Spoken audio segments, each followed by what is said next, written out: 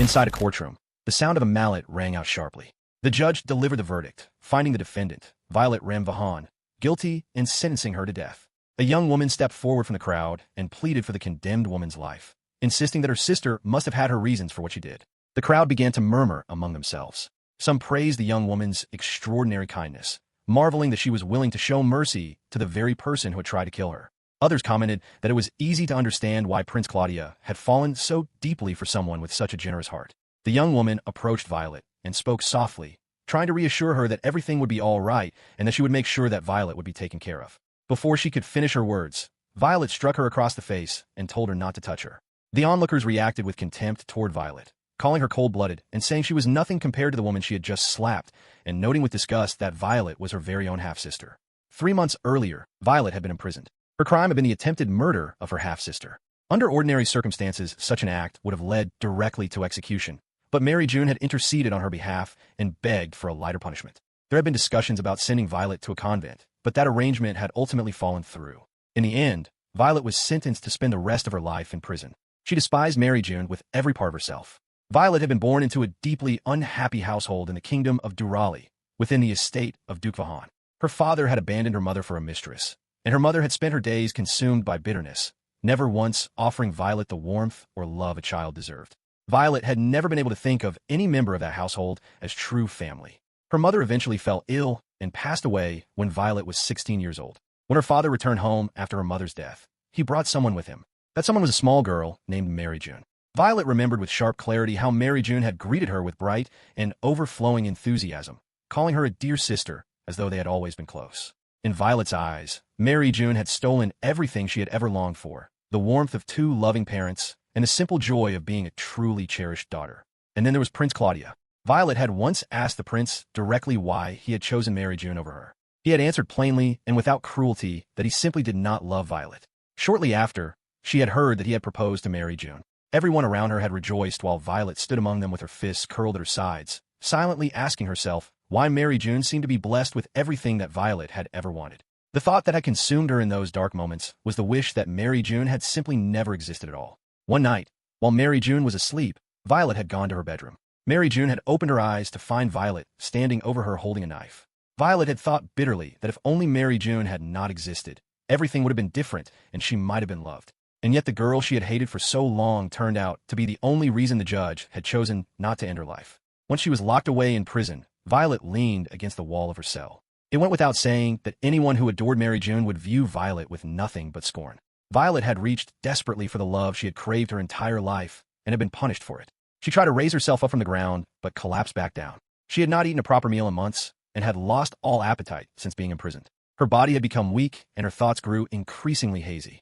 She thought to herself that she had not wanted this life. She wondered if this was where everything ended for her. The years of hatred and envy had made her sick inside, and all she had ever truly wanted was to be loved. She found herself wondering whether things could have turned out differently if different choices had been made along the way, and then caught herself with the bitter realization that there was no point in asking that question now. Tears fell silently from her eyes. Then the cell was suddenly flooded with light. Violette squinted against the brightness, and someone called her name. A maid opened the blinds of a window and greeted her with a cheerful good morning. Violette sat up in confusion and looked around. She was in her own bedroom, and standing in front of her was Maryjun, their household maid. She could not understand it. Was this a dream? Maryjun set a cup of tea on the bedside table and said she had prepared the morning blend, describing it as a particularly lovely one. Violette stared at Maryjun in silence, asking herself inwardly whether she had died. But then Maryjun offered the tea and the scent reached her, and something in Violette softened involuntarily. The smell was deeply and unexpectedly familiar, carrying with it a wave of nostalgia she had not expected. She had always loved Maryjun's tea. She took a sip and immediately made a sharp sound of surprise, which startled Maryjun into asking whether something was wrong. Violette quickly recovered and told her it was nothing and not to worry. She was asking herself how it was possible that she could taste and drink the tea. Everything felt completely real, the flavor, the warmth, all of it. It did not feel like a dream. She murmured quietly to herself in disbelief, knowing that she ought to be sitting in a prison cell. Maryjun looked at her with gentle concern and suggested that Violette must still be tired, which was entirely understandable given that she had met Maryjun for the first time only the day before. She suggested that perhaps Violette might want to sleep in a little longer. She then mentioned that since Violette would be attending a tea party that afternoon, she would prepare a light breakfast to start the day. The mention of a tea party struck Violette like a jolt of electricity. Maryjun told her it was scheduled for 4 o'clock that afternoon, and that Lady Maryjun would be making her debut there.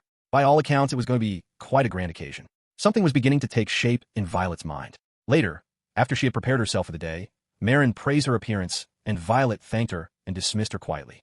Alone, Violet picked up a book and turned to her most recent diary entry. If her reading of the date was correct, today was a full year in the past. The royal family had hosted this particular tea party shortly after her father had remarried. She stood quietly, with the realization pressing down on her. Was it possible that she had traveled back in time? How could something like that be possible?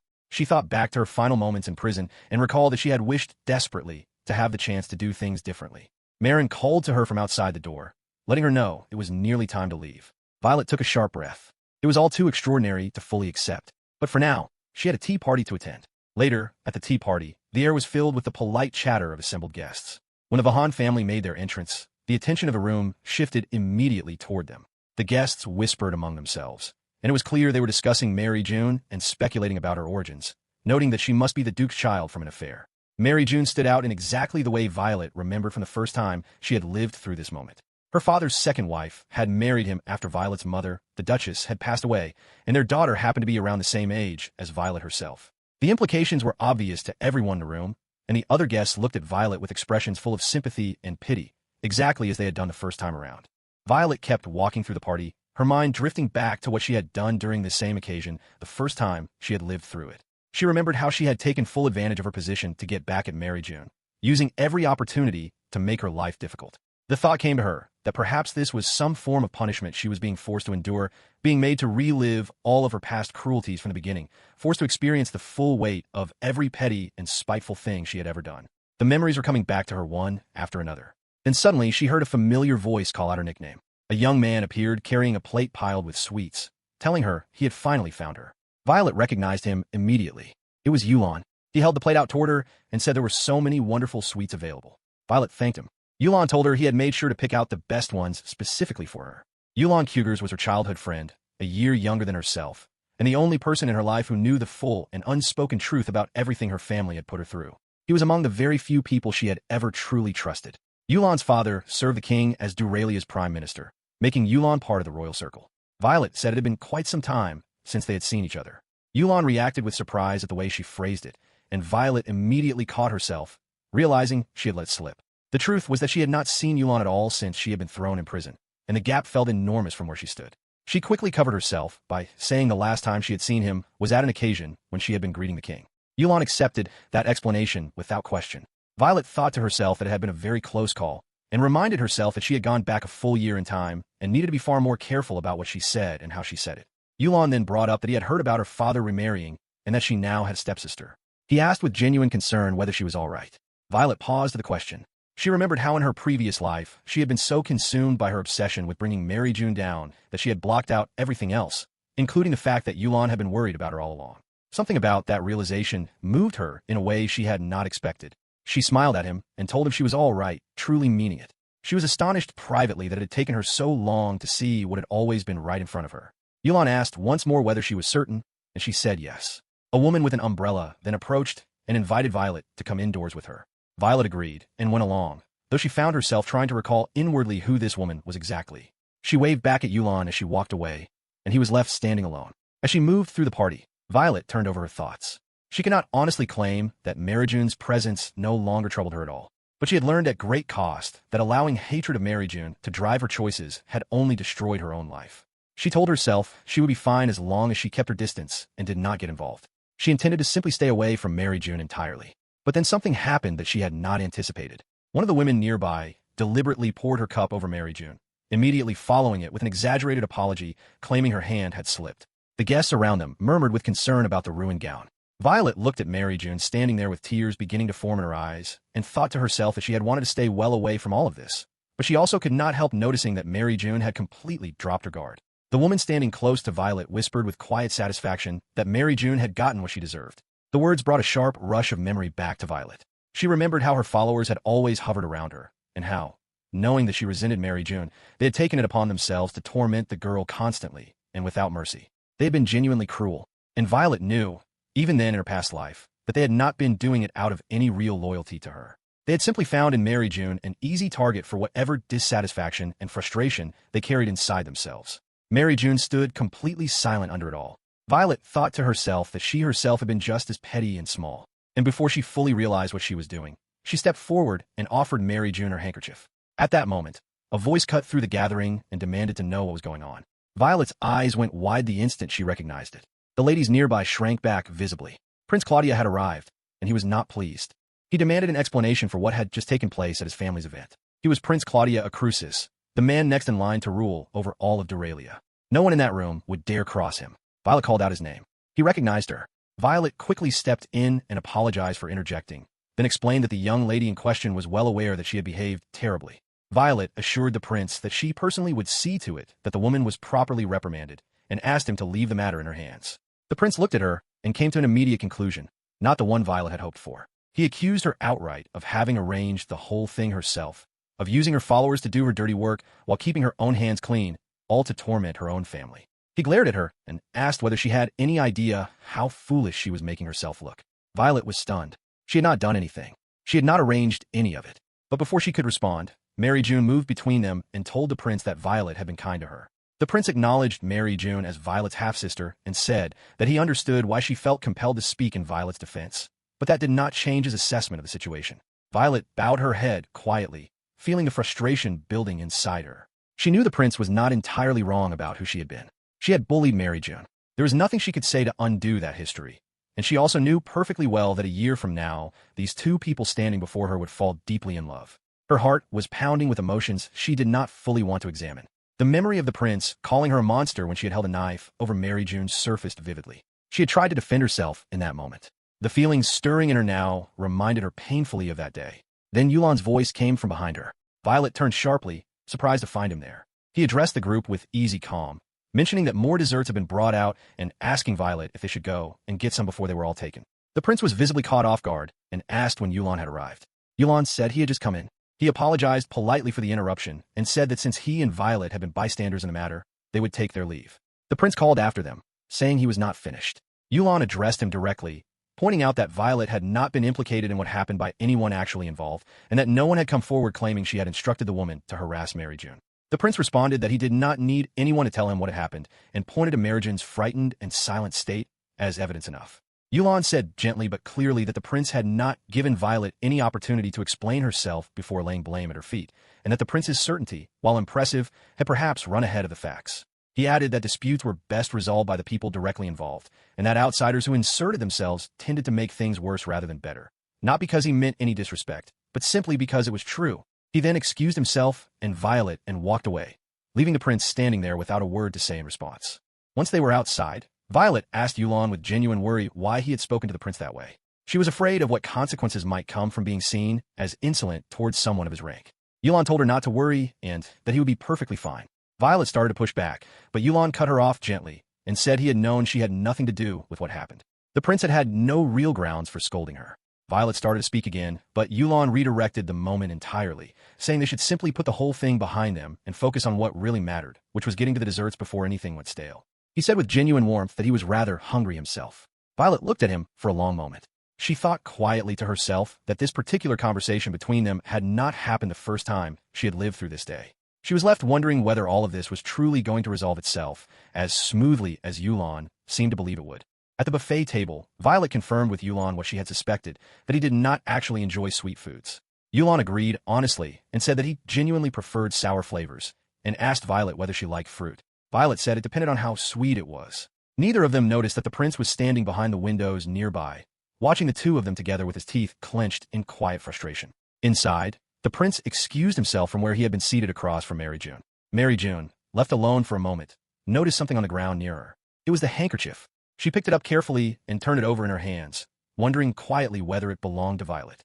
Later that evening the family returned home. Violet thought back over the day and felt a measure of relief that she had somehow made it through the tea party without things going completely wrong. But she also realized she had not properly thanked Yulan for stepping in on her behalf, and that it had been her situation that had drawn him into the confrontation with the prince in the first place. She felt a genuine responsibility to find a way to express her gratitude to him. Before she could dwell on it further, her father called out to her and asked her to come with him. He told her that Maryjun's dress had been found to be stained, and that when he had asked Maryjun about it, the girl had said nothing. He asked Violet directly and firmly whether she had been involved in any way, telling her to be honest with him. Violet told him plainly that she had not. Inwardly, she felt a flicker of bitterness, noting that even her own father was implying her guilt without having been present to witness anything himself. Her father then shifted his tone and told her that while he had allowed her a great deal of freedom in the past, things were different now. She was no longer an only child, and he expected her to uphold the family's honor and take proper care of Maryjun as an older sister should. Violette told him she would keep that in mind, keeping her voice even. But the moment she reached her room and sank into her pillows, the restraint gave way. She scoffed bitterly at the idea of being told to honor her family by the very man who had abandoned his. She rolled across her bed and let herself feel the full weight of the injustice of it. And yet, even in her frustration, a more complicated thought made its way in. She reminded herself that her parents had married for political reasons rather than love. Her mother had developed genuine feelings for her father, but those feelings had never been returned in kind. Her father had been a handsome and talented man, and even after the marriage, women had continued to pursue him, and he had not discouraged it. Violette had watched her mother grow increasingly obsessed with him over the years, her love curdling into possessiveness and jealousy. Considered in that light, perhaps her father deserved some measure of pity as well. Even so, she could not bring herself to feel warmly toward him, and the thought of genuinely reconciling with him made her shudder. She pushed aside. He had started all of this. It was not her responsibility to repair something he had broken. She turned her thoughts to the larger question of what she was going to do now. A full day had passed, and it had become impossible to deny that this was real. She had truly gone back 1 year in time. And not just any year, but the year that had set everything in motion. The year Maryjun had arrived in their home and changed everything. Violette had absolutely no desire to live through that dark and painful year again. She was determined not to allow herself to be swallowed up by jealousy the way she had been before. At the same time, she had no interest in pretending that everything was fine or that there was some kind of warm and united family. She began to think seriously about whether she could simply leave. The question of how she would support herself was an immediate obstacle, but then an idea came to her. The convent. During her time in prison, she had learned certain practical skills, and she could put those to use if she joined a religious community. She could take her vows, remove herself from her family's world entirely, and distance herself from the Vahan name once and for all. People would no longer associate her with the family or its troubles. Most importantly, she would not have to face Maryjun every single day. She could begin again somewhere far removed from everything that had caused her so much pain. She made up her mind. She would not allow herself to torment Maryjun again. She would become a nun and live her life far away from her family, starting completely fresh. Violette was sitting quietly on a bench reading a book when a group of ladies spotted her and remarked among themselves about how elegant she looked, though they also noticed that she seemed troubled. One of them assumed it must be the book she was reading, imagining it must be something terribly complicated. Violette closed the book. Its title was something along the lines of How to Join a Convent, New Edition. She sighed to herself, genuinely wondering how one actually went about becoming a nun. Her name was Violette Vahan. She had been imprisoned for attempting to murder her half-sister in a fit of jealousy. On the very edge of death, she had lost consciousness and had woken up to find herself thrown back a full year into the past. Miraculously, she had been given the chance to live this year over again. She had been thinking through the practical steps. The first thing required to join a convent was written permission from one's legal guardian. She thought about her father and could already picture exactly how that conversation would go, imagining people whispering about the Duke's daughter taking the veil while her father glared at her and accused her of finding yet another way to humiliate him. Violette felt her frustration rise, but then another thought occurred to her. She did not necessarily need her father's permission specifically. There was an age requirement, and she would need to be 18 to join, but it might be possible to obtain permission from a more distant relative instead. If she could endure the next few years until she finished her studies, she could then say farewell to the Vahan family for good. Her thoughts were interrupted when a group of girls appeared and greeted her warmly, saying they had been searching all over for her. They were her usual companions, the ones who had always followed her around. Violette forced a smile and greeted them back. They invited her to join them for lunch, mentioning that a special meal had been arranged for them in the garden. Violette smiled politely and told them she would prefer to spend the time alone and asked them to go ahead without her. She thought about where she was as she turned things over in her mind. The Royal Tanzanite Academy was one of the most expensive schools in the world, and the majority of its students came from noble or royal families. One of the girls was already whispering to another as they walked away, saying that of course Violette seemed low-spirited since her half-sister had just transferred into the first-year class, and the whole situation must be quite a shock for her. Violette thought to herself that it was not quite like that. She admitted honestly to herself that she had been deeply jealous the first time around, but she had made herself a promise not to repeat the same mistakes. She walked into the hallway, lost in thought.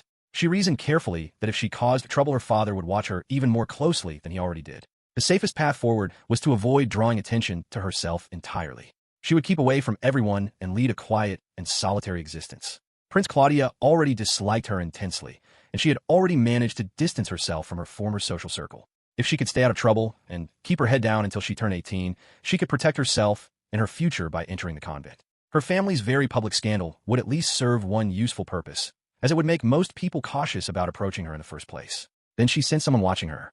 A young man greeted her by name and asked whether she was heading to lunch, offering to walk with her to the dining hall. Violet was startled. She could not quite understand why this particular person was approaching her of all people. She greeted Lord Mila back with careful politeness. He remarked that it was unusual to see her on her own. A cluster of girls hovered admiringly behind him as he spoke. In Violet's mind, she recalled what she knew about him. His name was Maryjun, and he served as the student council vice president of Tanzanite Academy. He was a third-year student, known for being intelligent, gentle, and enormously popular among the girls. He said he had not expected to find Violet heading to the dining hall and asked about the companions she usually ate with. Violet told him she had come to appreciate the value of spending time alone and that since the weather was so pleasant she had thought she would pick up something to eat outdoors. She thought to herself that she and Lord Mila had known each other since childhood, both being of noble birth, and yet they had never been more than distant acquaintances. It was genuinely surprising that he was seeking her out for conversation now. Mila told her he was glad to have run into her because he had a question about something that had happened at the previous day's party. He asked what had taken place between Prince Claudia and Yulon. Violet was caught off guard but explained what had happened. Mila absorbed this and concluded that it had not amounted to anything serious in the end. The two of them stood in a moment of slightly awkward silence. Mila then apologized for having essentially tricked her into answering his question by framing it so casually. He explained that Prince Claudia had been in a noticeably irritable mood all morning, and since Violet was Yulon's long-standing friend, he had thought she might know something. He added that the prince only ever seemed to sour in a particular way when Yulon was somehow involved. Violet thought this through. Yulon did have a connection to the royal family through distant relations, so some degree of friction between him and the prince was not surprising.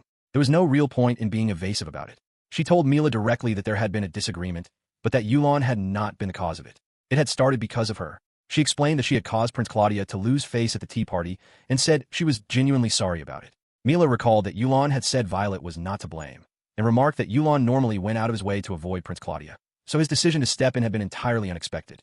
Violet reflected that the incident at the party had apparently been significant enough to prompt even Mila to seek her out directly. She reminded herself once again to be more careful about avoiding situations that could draw this kind of attention to her. She then noticed that Mila's gaze had shifted to something outside the window. She looked in the same direction and saw Maryjun. She wondered what Maryjun was doing there, and then quickly apologized to Mila, telling him she had just remembered something urgent as she hurried away. As she rushed off, Prince Claudia arrived in the corridor and caught sight of her retreating figure, his eyes following her as she went. Outside the school building, a sharp and contemptuous voice rang out, asking what someone of common background thought they were doing setting foot in a school like this. Violet moved carefully toward the sound and looked around the corner to see what was happening. More voices murmured about poor Lady Violet, and then she saw it clearly. Maryjun was surrounded by a group of girls who were bullying her. This was precisely the situation Violet had been afraid of stumbling into. One of the girls was telling Maryjun that her mother had been a mistress, and that the only reason the Duke had married her mother was because of Maryjun's existence, and that it took extraordinary nerve to walk into this school carrying such blood. Violet recognized what was happening with a sharp pang. She remembered that the first time around, she herself had been the one to arrange for Maryjun to be brought to this exact spot so that the humiliation could take place there. Another girl was asking Maryjun what kind of trick her mother had used to seduce the Duke. Violet told herself that this was no time to be getting lost in those memories. She did not want to get involved, but she reasoned that if Maryjun's school uniform ended up damaged or ruined, there could be repercussions that would somehow land on Violet as well. She decided she would simply pretend she happened to be walking by. But then she heard something that stopped her. One of the bullies let out a sharp cry of surprise. Maryjun had spoken back. Maryjun was firmly defending her mother's honor, saying she was not the kind of woman they were describing and telling the girls they ought to be ashamed of themselves for ganging up on someone the way they were doing. One of the girls demanded to know whether Maryjun truly understood what her position was in that place. Maryjun said that she had done nothing wrong and that the girls were the ones behaving badly. She told them that judging a person based solely on the circumstances of their birth was proof of how little substance they had inside themselves. One of the bullying ladies reached out toward Maryjun, but at that moment Violet arrived and asked what was going on. The woman was immediately frightened at the sight of her and stumbled over her words. Violet lowered her head slightly and calmly asked the ladies to pardon her younger sister's rudeness, explaining that Maryjun had only just joined the nobility and was not yet accustomed to the etiquette expected at the academy. She asked them to overlook Maryjun's bluntness as a personal favor to herself. Maryjun stood nearby in stunned silence. The ladies quickly reassured Violet that there was nothing to forgive and told her she did not need to bow her head to them. They expressed their full trust in Lady Violet. Violet thanked them with a gracious smile. She then assured them gently that while they might have complicated feelings about the situation, she could personally vouch for her sister's legitimacy as a noble woman, and that there was no need for anyone to question Maryjun's standing. The ladies were taken aback, but composed themselves, and after a moment they turned and walked away. Once they were gone, Violette turned to Maryjun and asked her quietly what she had been thinking. She told her plainly not to speak so bluntly in future, and reminded her to always keep her rank in mind. Violette was about to walk away when Maryjun called after her with a question. Maryjun wanted to understand what Violette meant. She asked whether noble women were simply expected to smile and endure insults for the rest of their lives without ever being allowed to stand up for themselves. She said it did not seem right. Violette paused. She told Maryjun that she was not wrong, that it was unjust, but then she asked Maryjun whether she intended to simply write off anyone who disagreed with her as entirely wrong. Maryjun's eyes widened at the question. Violette continued, explaining that some people would always have moral codes that conflicted with Maryjun's own, and that no two people could ever agree on everything completely. But as members of the nobility, they occupied a position that society looked to for standards of conduct. Nobles stood above commoners in the social order and carried a responsibility to guide and set an example through their behavior. She told Maryjun never to forget that obligation and reminded her that she was part of the Vahan family now. Violette thought to herself that this sense of responsibility was precisely what separated nobility from everyone else. She excused herself and walked away, leaving Maryjun standing alone with her thoughts. Neither of them knew that the prince had been nearby the entire time, hidden and listening to every word that had passed between them. He and Maryjun were left in silence after Violette departed. Later, inside the academy, Violette dropped into one of the chairs and found herself wondering why she had done any of that. She had only wanted to defuse the situation and slip away quietly. She had told herself repeatedly that she was going to keep a low profile and avoid drawing attention, and yet she had stepped in and delivered a whole lecture to Maryjun anyway. The girls nearby were murmuring that Violette looked deeply troubled. Violette turned the situation over her mind and thought about what Maryjun had said about judging people on their birth being a sign of an empty heart. Among ordinary people of the same standing, those words would have been considered brave and admirable. But among aristocrats, that kind of thinking invited serious trouble. Violette knew that better than anyone, because it was exactly the kind of attitude that had caused her enormous grief before. She told herself firmly that she was not doing any of this to help Maryjun specifically. The practical reason was that since she herself was going to enter a convent eventually, Maryjun would need to be the one to uphold the Vahan family name in her absence. And she could not do that if she kept getting herself into confrontations she did not know how to navigate. A group of ladies spotted Violette sitting alone and greeted her with a gasp of surprise before quickly moving on. Violette noticed something as she sat there. Being alone was undeniably easier and far less demanding than being surrounded by people constantly, but it was also becoming painfully dull. She managed well enough during class, but once the school day ended, she had no idea how to fill the time. She was determined to avoid spending time at her father's house as much as possible, and so she needed to find something worthwhile to do with herself. She overheard some girls nearby talking to each other about a charming little cafe that had recently opened in town. One asked whether it was the kind of place that served commoners, and the other said yes, but that the tea was wonderful and the pancakes that were apparently famous, suggesting they sneak out to visit it. Hearing this, Violette felt something spark inside her. That was exactly what she needed. In her previous life, she had been so constantly under public scrutiny that visiting ordinary places in town had been out of the question. Now that she was deliberately stepping back from all of that, she was finally free to go and explore. She decided to look for Yulan first, making her way to his classroom. The students there told her he did not appear to be there and offered her a seat to wait. Violette declined and thanked them. What she did not know was that the prince happened to be standing just outside in the corridor, keeping himself out of sight because he had no desire to attract the stares of all the first-year students. Both Maryjun and Yulan were first years. Violette wondered whether Yulan had already gone home for the day. She had wanted to treat him somewhere as a thank you for what he had done for her at the tea party, and he was the only person she could really think of to invite. She supposed she would have to give up on the idea for now. Then someone called her name. Shortly afterward, Violette found herself seated in a room having tea. The prince dismissed the butler, and the two of them were left alone. Violette sat across from the prince, quietly bewildered about what exactly was happening. The prince apologized for summoning her so suddenly and without warning.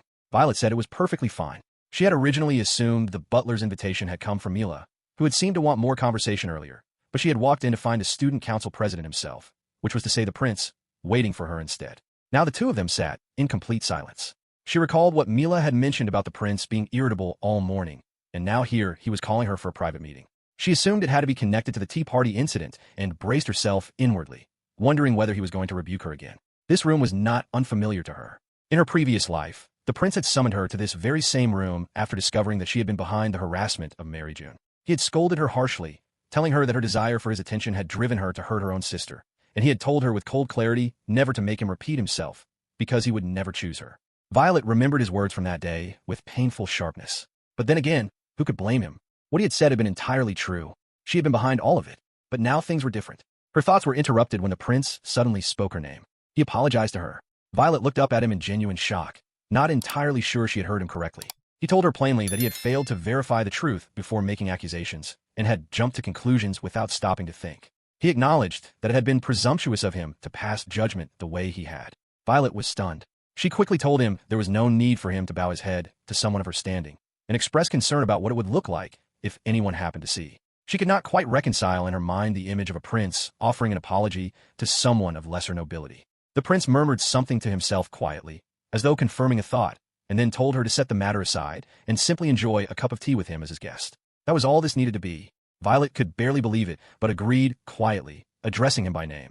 Inwardly, however, the part of her that was committed to becoming a nun seemed to wake up and give her a sharp mental jolt. It reminded her sternly of what she was supposed to be doing, that she was going to graduate, leave her family behind, take her vows, and disappear quietly from all of this. Violet pulled herself back to that intention. She told herself firmly that she needed to stop whatever it was she was feeling in that moment, and remember her plan. Getting involved with someone who had the eyes of the entire kingdom on him at all times was the very last thing she could afford to do. Violet had made up her mind to keep a low profile, as her goal was to eventually leave the Vahan estate and enter a convent. Because of this, she found herself uneasy sitting across from Prince Claudia over tea, quietly wondering how she had ended up there and thinking of a way to slip out. Her chance came when someone knocked at the door and Yulan walked in. He explained that a classmate had told him Violet was looking for him, so he figured she might be in the council room. Without wasting a moment, Violet grabbed his arm and told him his timing could not have been better, as she had been searching for him everywhere. The prince looked taken aback, and Yulan's face turned red. Violet kept her composure, offering the prince a warm smile and thanking him for the lovely tea before steering Yulan toward the door. Once it shut behind them, she let out a quiet breath of relief, thinking to herself how close that had been. Back in the room, the prince sat alone, unable to make sense of what had just happened. Sometime later, the two of them found themselves at a cafe in town. When a plate of pancakes was set in front of her, Violet's face lit up. She thanked Yulan sincerely, admitting that she had been afraid she would never get the chance to visit. Yulan brushed it off and called her by her nickname, but then he grew curious. He asked her why she had pulled away from the prince when she finally had a moment alone with him. Violet nearly choked. She asked him what he meant by that, and Yulan gave her a look that said he was not going to let it go. He pointed out that she had always gone out of her way to be near Prince Claudia. That reminder brought a flood of memories back to her. She recalled trailing after the prince and heaping praise on him for ranking first in his class, calling him everything one would expect from the kingdom's future ruler. She had heard that the royal family was looking at the noble girls enrolled at Tanzanite Academy as possible brides for the prince, and so she had seized every opportunity to put herself in his path. Sitting there with the memory fresh in her mind, Violet cringed inwardly. She had been relentless, and she now realized terribly irritating. Back then, her father was almost never home. The Vahan estate felt cold and hollow, and she had ached for someone to care for her. Becoming the ideal bride had seemed like the answer. She remembered spotting the prince sitting by himself one afternoon while she was with another young lady, who went on at length about how Prince Claudia was the picture of everything a man should be. Whoever he chose, the girl had said, would be the luckiest woman in all of Duralia. Violet had thought that if she could attach herself to someone the entire kingdom admired, perhaps she might find a reason to smile in spite of how wretched she felt inside. It was with that hollow hope that she had approached him, and it was that same pursuit that had eventually landed her in prison. Yulan's voice pulled her back to the present. He asked if she was all right, and she quickly said yes and apologized. Inside, she was embarrassed by how little self-awareness she had shown. Her chasing after the prince had never come from genuine feeling. It had been entirely for her own benefit. She told Yulan plainly that she no longer had any interest in pursuing Prince Claudia. Maryjun, she said, was far better suited for him. The thought had barely left her lips when something clicked in her mind. If Prince Claudia were to marry Maryjun, the Vahan family would be well taken care of for a long time. And if the prince proposed while they were still classmates, it would draw all eyes to them, leaving Violet free to slip away without anyone paying much attention to her. Not long ago, she had done everything she could think of to drive the two of them apart. Now that very relationship could work in her favor. Yulan responded with some hesitation, bringing up the fact that Maryjun was half peasant and that he was not sure whether she would even be allowed to marry into the royal family, given how strict they tended to be about such matters. Violet waved the concern aside. She spoke warmly of Maryjun, saying she was lovely and honest, and that perhaps someone like her was exactly what the prince needed. Yulan remained uncertain, but did not argue further. Violet could hardly believe she had not thought of it sooner. If Maryjun became the prince's wife, her own decision to join a convent would seem like a small and unremarkable thing. No one would trouble themselves over her, not even her father. It would solve two problems at once. While she was still turning the idea over in her head, Yulan leaned toward her and mentioned, matter-of-factly, that there was something on her chin. He reached out and wiped it away with his hand, then without thinking, brought his finger to his lips. He said it was sweet. Then he added, as though returning to the conversation, that if she believed it would work, then he believed it too. Violet looked at him with mild surprise and asked if he was quite all right. Yulan went still for a moment, only repeating that it had been sweet. Violet let out a small laugh. She was already thinking ahead, telling herself that Prince Claudia had shown signs of interest in Maryjun already, which meant this would not take very long at all. She turned back to the pancakes and exclaimed that they really were delicious. In Violet's mind, getting Prince Claudia and Maryjun engaged was the one thing that would open the door to her life in the convent. Around the same time, back at the prince's office, a knock came at the door and Mila walked in carrying paperwork for the upcoming art festival. The prince murmured Mila's name in a way that gave him away, and Mila picked up on it right away, teasing him by asking if he had been hoping for someone else. The prince denied it, but then brought up the fact that Violet had not been coming around lately. He mentioned that she used to try to get in every single day, though his butler had always turned her away. Mila pressed him further and asked if he missed her. The prince reacted quickly and denied it again. Mila, watching him, thought to himself that the prince was very easy to read. He then placed a document on the table and casually brought up the fact that Violet's younger sister had recently enrolled at Tanzanite Academy. When the prince asked if he was referring to Lady Maryjun, Mila confirmed it and reminded him that the two had already met at a tea party. Mila said that Maryjun had struck him as a rather sweet person and asked the prince what his own impression of her was. The prince paused and thought back to the moment when Maryjun had stood up for herself against the girls who had been unkind to her. He said simply that he hoped she would settle in comfortably, then turned away. Mila studied him from behind, quietly wondering whether the prince had any real interest in her at all. A week passed, and Violet was found sitting in her classroom, completely lost in thought. She could not understand why things were not moving the way she expected. In her memory of the previous time she had lived through these events, Prince Claudia and Maryjun had taken each other almost immediately after Maryjun arrived. Even when Violet had tried to get in the way, it had made no difference, and the two had become engaged before she could do anything about it. So why was nothing happening this time? Her thoughts were interrupted when Maryjun appeared with a cheerful expression, holding lunch and suggesting to eat outside since the weather was so pleasant. Violet was caught off guard. She had been deliberately keeping her distance from Maryjun in an effort to protect herself, and now here her sister was, seeking her out. Violet tried to steer her away by asking if there was not someone else she would rather spend time with. Maryjun replied honestly that she had not made any friends yet. Violet knew that was not what she had meant, but before she could say anything more, Maryjun seemed to sense that she might be unwelcome and offered to leave. Violet noticed that people nearby were watching, and she realized that turning Maryjun away in front of others would only draw the wrong kind of attention. She did not want to appear as though they were on bad terms, so she called Maryjun back and agreed to have lunch with her. They ended up seated outside the academy with the lunch Maryjun had brought. Maryjun was bright and cheerful, marveling at how good the sandwiches looked and pointing out that Marin had made them herself. Violet sat quietly, trying to piece together how she had ended up in this situation. Ever since the moment Violet had scolded her, Maryjun had seemed to grow more attached rather than less, which was the last thing Violet had wanted. It would have driven her old self completely mad. As she sipped her tea, Violet turned the problem over in her mind. Prince Claudia had not made any move toward Maryjun since that tea party.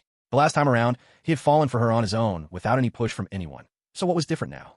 She thought about it carefully, and then it slowly dawned on her. Could it be because she had been kind to Maryjun? It was not something she had done on purpose, but she realized that in her previous life, Maryjun had carried a kind of fragile, sorrowful quality about her because Violet had made her cry so often. That sadness may have been part of what drew the prince in. But now, sitting across from her, Violet saw a Maryjun who was relaxed and smiling, cheerfully saying that the tea was wonderful. There was no trace of that brokenness anymore. Violet felt a chill go through her.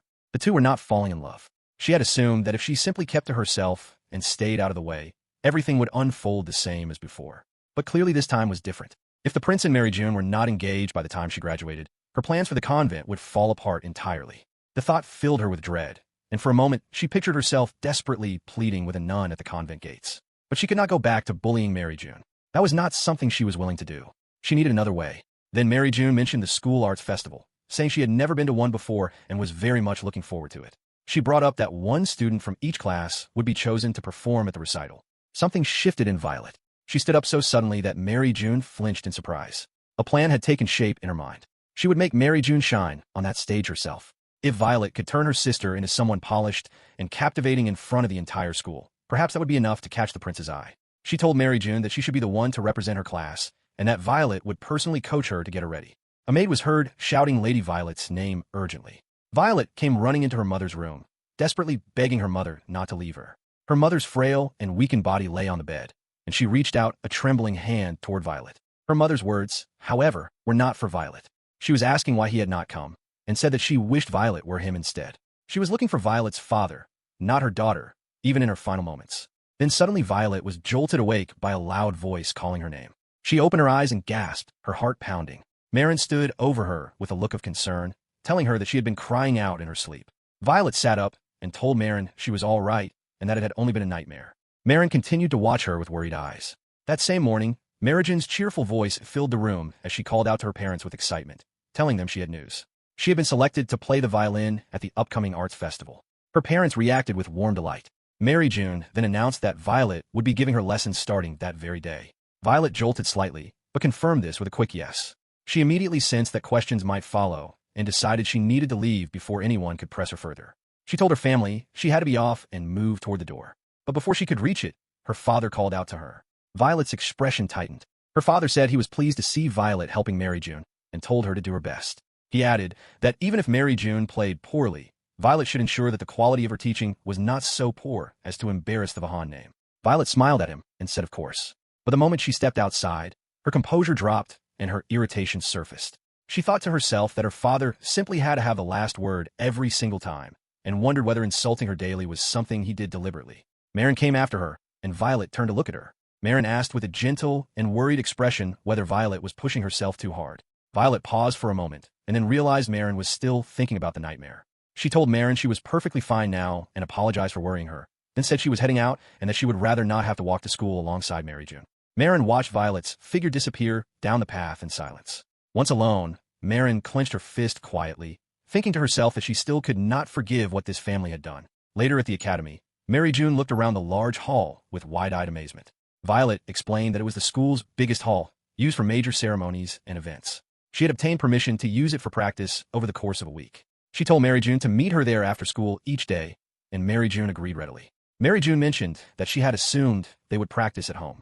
Violet quickly said no, and explained that since the actual performance would take place in this hall, practicing on the stage itself would help reduce stage fright. Maryjun said that made a great deal of sense, and praised Violet for thinking of everything, thanking her warmly. Violet thought privately to herself that her real reason was simply to spend as much time away from their father's house as possible. Violet asked Maryjun whether she had been taught proper violin posture in her music class, and told her to play something simple first so she could assess where to begin. She thought to herself that since first-year students have been learning specific pieces, she would focus on refining Maryjun's technique and movements to help her stand out from the other students. Looking at Maryjun, standing with the violin, her posture already appeared quite good. But when Maryjun began to play, the sounds that came out were painful to hear. Violet told her to stop and asked what exactly that had been. Maryjun apologized and explained that while she had been attending music classes, her teacher had told her she had no natural talent for it. Violet was taken aback. She reminded herself that while aristocratic children typically learn violin from a young age, Maryjun had only recently entered the noble world, having grown up as a commoner. She offered to show Maryjun herself. Violet picked up the violin and began to explain as she played, noting that the fundamental technique was to hold the instrument securely, but without gripping it too tightly. Maryjun watched with open admiration. Violet played, and she did so beautifully and with complete ease. Neither of them noticed that Mila was observing them from an upper level of the theater, watching the scene below with quiet curiosity and surprise. He was wondering to himself what was happening down there when the prince arrived and found him lurking. The prince asked why Mila was hiding up there and suggested they go patrol the corridors together. Mila explained that he had heard a beautiful melody coming from the theater and had been surprised to find those two together. The prince recognized the figures below as Violet and her sister. Mila remarked that he found it quite unexpected, since he had heard that Maryjun would be performing on behalf of her class at the festival, but seeing Violet actually taking the time to coach her had genuinely surprised him. The prince responded that he did not find it particularly odd, saying that regardless of the difference in their mothers, it was natural for an older sister to guide a younger one. Mila turned to look at the prince for a moment, and the prince became self-conscious under the gaze and asked what the matter was. Mila said it was nothing and noted that such an attitude was fitting for someone in line to be an heir. He then turned more thoughtful and said that while it was true enough that noblemen sometimes took mistresses and that such relationships occasionally produced children, the situation between Violet and Maryjun was not a straightforward one. Maryjun had been born outside of marriage, which made their relationship as sisters far from ordinary. Violet's mother, Lady Belrose, had fallen gravely ill after being confronted with her husband's infidelity and had ultimately died from the grief of it. Mila had heard the full story behind the Vahan family scandal. What struck him was that given how warmly and openly Maryjun seemed to regard Violet, he doubted very much that Maryjun had ever been told the full truth of what had happened. Mila added with a note of gentle observation that the prince reminded him quite a bit of Violet in that moment, though he did not elaborate further. Meanwhile, elsewhere in the academy, someone called out to Yulan and asked whether he wanted to share a pie on the walk home. Yulan said he was busy. The person asking, a young man named Gia Forte, who was a prince from a neighboring land, asked whether Yulan had plans with his princess today, using that particular word with a knowing smile. Yulan was visibly annoyed and told Gia to stop referring to her that way. Gia pointed out that since he had never actually met her, calling her by her given name outright would be disrespectful. Yulan told him to simply call her Lady Violette. He added that he was not actually meeting Violette at that moment, but that something had been sitting uneasily with him and he wanted to check on her. He walked off without waiting for a response. Gia was left standing where he was, watching Yulan go with an expression of quiet amusement, entirely convinced in his own mind that Violette was indeed Yulan's princess in every sense that mattered. Inside the classroom, someone came to let Violette know that she had a visitor. When Violette looked up to see who it was, she flinched. It was Prince Claudia. The prince remarked that she had been keeping herself quite busy lately, and asked about how the preparation for the arts festival recital with her sister was coming along. Violette was quietly confused about how he had come to know about that. She told him it was going well, and he said that was good to hear. He then told her he had come to give her something and held out an envelope. Violette recognized immediately what it was. The prince explained that it was a ticket to the arts festival recital, saying it would be unfair for Violette to have to watch her sister perform from backstage when there happened to be an extra seat available. He offered it so she could enjoy the performance properly from the audience. Violette examined the envelope and took note of the royal family's crest and stationery. She was puzzling over whether the seat was in the monarch's box itself, and an extra seat of that kind was almost certainly one that would normally have been reserved for the prince's future fiancée. She could not understand why he would give it to her. She looked at the prince and read in his expression that he expected her to accept it. She thought about what would happen if other students saw her sitting there. The entire academy would be buzzing with rumors within hours. Violette thanked him graciously, bowed her head politely, and returned the envelope, saying that such a generous offer was truly wasted on her. The prince's eyes went wide at the unexpected refusal. He began to tell her that if she was concerned about being bothered by members of the royal family, she would be treated with complete respect as his personal guest. But Violette cut him off before he could finish. She told him that was not her concern at all. What she was worried about was Maryjun. Maryjun would be nervous, and Violette wanted to remain backstage where she could offer support when it was needed. She apologized for declining his kind gesture and suggested that there were surely many other young ladies at the academy who would be thrilled to sit in that seat, and she encouraged him to offer it to one of their classmates instead. She excused herself and walked away. Once out of his sight, her heart was racing. She thought to herself that she had nearly stopped breathing in that moment, and that she had actually just turned down the crown prince. Even so, she was not going to allow all her careful planning to come to nothing. She was not sure what the prince had been hoping to achieve by offering her the ticket, but the safest course of action was to keep her distance from him. The prince, for his part, stood in stunned silence. He was a person who had always been sought after and had never been refused in this way before. Then the sound of footsteps came from the staircase. It was Yulan. He remarked with mild curiosity that it was strange to find the prince speaking privately with a student, especially without any servants accompanying him. He noted with a slightly pointed edge that the prince certainly seemed to enjoy a great deal of freedom. The prince looked at him and gripped the envelope. He said that he had simply thought he could do something small and kind for Violette. Yulan came down the stairs and asked whether the prince had heard about the Vahan family scandal. He then said something more direct. He told the prince that he had a habit of extending gestures of chivalry to satisfy his own sense of doing what was right, without fully considering how those gestures actually affected the people on the receiving end. At the tea party, there had already been more than enough gossip circulating about the Vahan family situation. By publicly stepping in to defend Maryjun, the prince had only drawn more attention to both her and Violette. Maryjun was a girl who had only recently entered the nobility, and the prince had made a point of visibly protecting someone who had been a commoner. At the same time, he had accused Violette of bullying her own sister in front of everyone. Yulan continued, saying that while the prince may have felt he had rescued Maryjun, what he had actually done was intervene on behalf of a girl who had not yet learned to stand on her own. As a result, other girls were still picking on Maryjun because she had not developed the ability to handle herself. Her situation had not improved. It had become worse. Yulan suggested that if the prince genuinely wanted to help, perhaps he should be directing his attention toward Maryjun and her development, not toward Violette. He added that he was certain the prince understood all too well how cruel people could be toward children born outside of marriage. At those words, something flickered behind the prince's eyes, and the image of a crying child surfaced briefly in his memory. Yulan made clear that he personally had no particular concern for whether Maryjun thrived or struggled, and that he had no interest in telling the prince what to do. But he was absolutely firm about one thing.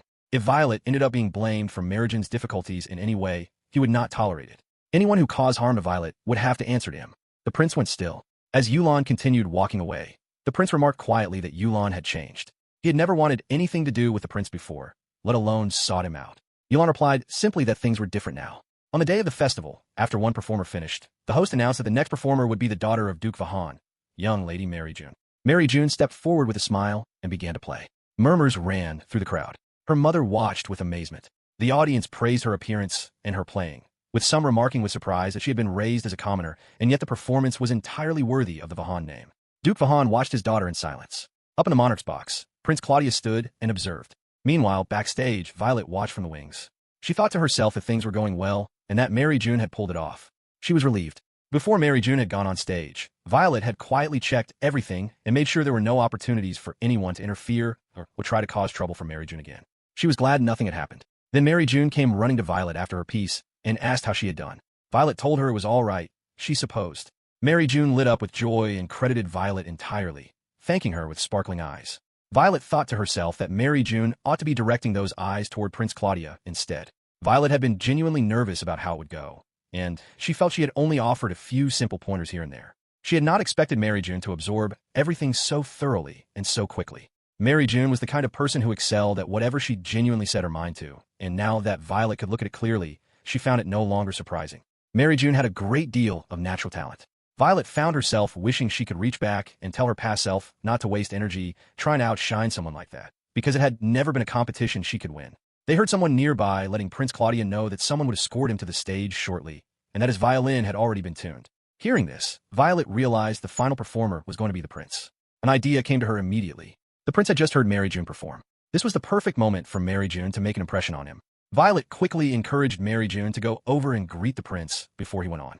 Maryjun agreed and walked over to him, cheerfully wishing him good luck in a bright and casual way. Violette watched from backstage and thought to herself that that was not quite what she had in mind.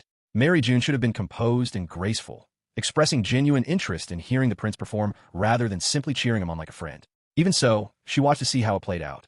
In the prince's mind, Yulan's words from before were still echoing, the suggestion that he should be reaching out to Maryjun rather than to Violette. The prince responded to Maryjun warmly and thanked her. Violette was quietly surprised at how smoothly the exchange went. She was still peeking from the side of the stage when an attendant came to let the prince know it was his turn. She thought to herself that things had actually gone surprisingly well, and wondered whether Maryjun's performance had begun to capture the prince's attention. But then, just as the host announced the prince's name and entrance, the prince's cape caught on the edge of a wooden box nearby and was torn. The prince looked down at the damage with wide eyes. The attendants around him were visibly alarmed. Maryjun gasped, and the host's voice rang out clearly across the hall, announcing the entrance of Prince Claudia Crucis. Prince Claudia's cloak had been torn. The attendants immediately began talking over each other in a panic, one calling for the wardrobe clerk while another pointed out that the prince's clothing was specially ordered and could not simply be replaced from spare. Someone desperately asked whether anyone there knew how to sew. Violette's heart jumped because she did know how. She had learned to sew in prison, but the problem was that at this point in her timeline, a year before all of that had happened, she would have had no reason to know how to mend clothing. It would look deeply strange for a duke's daughter to possess that kind of skill. She thought quickly that the better solution would be for Maryjun to step in and save the situation. Maryjun had grown up as a commoner, and her family, while not noble, had been reasonably well off. It would be far less surprising for her to know practical skills. But before Violette could figure out what to do, a voice erupted furiously nearby. A servant boy was being blamed for the mishap and had dropped to his knees in apology. An attendant berated him harshly, saying servants needed to be more careful and that what had happened was a disaster. While this was unfolding, Maryjun stepped forward into the situation and told the man to stop being so cruel to the boy. Violette watched from the side, wondering what Maryjun was thinking by getting involved. The attendant apologized to Maryjun stiffly, but reminded her that Prince Claudia was the heir to the throne and told her not to make scene. Maryjun said she understood that perfectly well, but said there was no reason to make the poor boy a scapegoat. The attendant muttered under his breath about her behavior and then accused her of essentially blaming the prince for the rip. At that point, Prince Claudia himself spoke up. He said that was enough and acknowledged that Maryjun was right. He admitted that he had been distracted and had not been paying attention to where he was walking. He also said there was no point in scolding the servant boy, and that what they needed was a solution, not an argument. He could not keep the audience waiting any longer, and if there was no time to find a replacement cloak, he would simply go on stage with the rip showing. Violet thought immediately that he absolutely should not do that. A member of the royal family appearing disheveled in public was simply not something that could be allowed. Without fully thinking it through, she called out to the prince and walked toward him, telling herself she could not simply stand by and do nothing. The prince looked at her in surprise. Violet told him to follow her, and the set would not take long. He was clearly puzzled, but he followed her, leaving Maryjun behind. They went into a nearby room, and Violet quickly and carefully stitched the torn fabric back together. She told him they were short on time, so she had to work quickly but that she did not think anyone in the audience would be able to tell. She thought to herself that it was fortunate she had brought a sewing kit with her in case someone tried to ruin Maryjun's gown during the event. She had not anticipated using it for something like this. The prince said he was genuinely surprised and had never imagined that Violette knew how to sew. He asked where she had learned. Violette smiled to herself, thinking that the honest answer was that she had learned in prison after he had thrown a book at her, though that was naturally not something she could say out loud. Instead, she simply told him there was no time to waste and that they should not keep the audience waiting any longer. She pushed him toward the door. The prince started to say something, but the attendants were already calling for him. He quickly put his cloak back on, thanked Violette, told her to think nothing of it, and allowed his attendants to lead him toward the stage. Out in the crowd, murmurs were spreading about the delay. Jia, a prince from a neighboring land who was sitting among the audience beside Yulan, stifled a yawn and complained that he was hungry, expressing his lack of enthusiasm for the kind of formal cultural event that seemed popular among Duralia's upper class. Yulan pointed out dryly that Jia was one to talk given that he was also royalty. Jia argued that back home they did not spend hours sitting around listening to music. He then asked Yulan why he was sitting in the general audience when the royal family had reserved him a seat in the VIP section. Yulan said that minor royals were not required to sit there, and admitted the real reason quietly, which was that he had known Violette would not be in the audience, and if he sat in a VIP seat, it would be much harder to reach her quickly if something went wrong. Jia asked with genuine confusion what sort of thing could possibly go wrong at a music recital. Yulan told him not to worry about it. The stage lights brightened. The host announced the prince's entrance, and Prince Claudio walked out holding his violin and performed for the full audience. When he finished, the crowd broke into warm and enthusiastic applause. Yulan watched in silence. Meanwhile, backstage, Maryjun was walking in the direction she thought Violette had gone, but could not find her. She overheard a conversation nearby, and quietly looked around the corner to listen. Two of Prince Claudio's attendants were speaking to each other, one asking the other if he was all right because he looked shaken. The attendant said the incident had rattled him badly and that he had not known how they were going to get out of it. He was grateful the prince was a forgiving person. Still, he said, the girl who had defended the servant boy had insulted the prince by doing so. If the prince had walked onto that stage in a ruined cloak, the responsibility would have fallen on all of them. Maryjun's eyes went wide. The other man then asked who had mended the cloak in the end. The attendant replied that it had apparently been the duke's eldest daughter who had taken charge of the situation, and assumed she must have rushed it to a seamstress or a maid somewhere nearby. Maryjun turned away from the conversation. Violette's earlier words came back to her with new weight. The reminder that it was not always enough to simply be right, that writing off everyone who disagreed was not wisdom, that as members of the nobility, they carried a responsibility to set an example and guide others. Maryjun stood quietly with those words turning over in her mind. Back at the stage entrance, Violette had returned to the backstage area. She could hear the applause from the audience. She wondered where Maryjun had gotten to. Then some of the ladies nearby began talking among themselves. One saying she had heard it was Violette who had arranged for the prince's cloak to be mended, and another asking with curiosity whether Violette had perhaps fixed it herself. Violette responded lightly that they were letting their imaginations run away with them, and said she had simply known there was a seamstress working in the next room. The ladies immediately accepted this, and one apologized for the assumption, saying that of course a noble woman of Violette's standing would not be doing the work of a servant. Violette agreed and offered a light laugh. Inwardly, she was relieved that she had thought to take the prince aside privately before anyone could see what she was actually doing. The ladies then said excitedly that Prince Claudio was back and suggested going to congratulate him, asking Violette to come along. Violette declined politely, saying she had other business to attend to. The thought reminded her of something she had not thought about in some time. She had been so occupied with helping Maryjun prepare that she had almost forgotten what this same event had meant to her a year ago in her previous life. Back then, it had been Violette herself performing at the recital, and she had hoped desperately that it would finally draw the prince's attention to her. But instead she had looked up and seen Maryjun sitting beside him in the upper section, and had watched with unbearable pain as the prince's eyes followed Maryjun rather than her. She thought about who she had been in those moments and what had driven her. Her motivations had been entirely self-centered. Her emotions had been performances of what she wanted people to see, and her actions had been carefully calculated rather than genuine. Looking back on it now, she found it almost laughable. Even the other girls who chased after the prince for his title and his wealth were at least being honest about what they wanted. Compared to her own calculated behavior, their straightforwardness seemed almost admirable. She caught herself dwelling on the past again and pulled herself out of it. She thought about the prince himself more clearly now. He was honest to a degree that sometimes made him blunt and idealistic in a way that could border on naivety. A foolish and principled prince. When she examined her feelings honestly, she realized that what she had felt for him had never truly been love. It had not even been a genuine crush in the usual sense. She had never once tried to know him as a real person, only as an ideal she had constructed in her mind. As he returned to the stage area to receive congratulations, the ladies pressed forward with a bouquet and praised his performance. Mila stepped in graciously to hold the bouquet on the prince's behalf and praised his playing as flawless. Violette watched from a distance, and thought about the girl she had once been, the one who had adored the prince so intensely. All she could say with any certainty was that he had been the first boy she had ever truly liked, even if what she had felt had been something far more complicated and far less pure than she had believed at the time. Back at the Vahan estate, the family gathered and praised Maryjun's performance at the festival. Her mother said it had been lovely to watch. The Duke expressed that the nobles in the audience had spoken of nothing but praise, and that he was proud to have such a talented daughter. Maryjun laughed happily and gave all the credit to Violette, saying her help had made it possible. Violet smiled and said she had barely done anything at all. The Duke then said that since Violette had only coached Maryjun for a few days, the quality of the performance was really a result of Maryjun's own hard work and dedication. Maryjun looked like she wanted to push back on this, but at that moment an attendant came in and told the Duke that a message had arrived regarding his appointment the following day. The Duke said he would be right there and told Maryjun to get some sleep since she had well and truly earned it. He left the room, and Maryjun was left with nothing more to say on the matter. Violet felt a quiet stir of irritation. Her father had said exactly what she had expected him to say, and only a few days earlier he had piled pressure on her. But it did not matter. She had not expected gratitude from him and was not going to start now. Maryjun stood nearby, watching Violet in silence. Later, on the way to Violet's room, Maryjun asked whether she could draw Violet a proper bubble bath. She offered to wash her hair at her back and give her pedicure as well. Violet looked at her and asked what had brought this on. Maryjun said simply that she thought Violet might enjoy being pampered for once, since she always bathed alone, and that after all her hard work a small reward seemed fitting. Tears formed quietly in Violet's eyes at the warmth of it. She told Maryjun she would gladly take her up on the offer.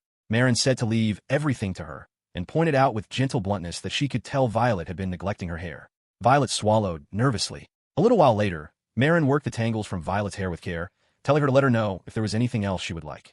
Violet thanked her and said she would. She thought to herself that the only reason she felt any sense of home in this house at all was because Maryjun was in it.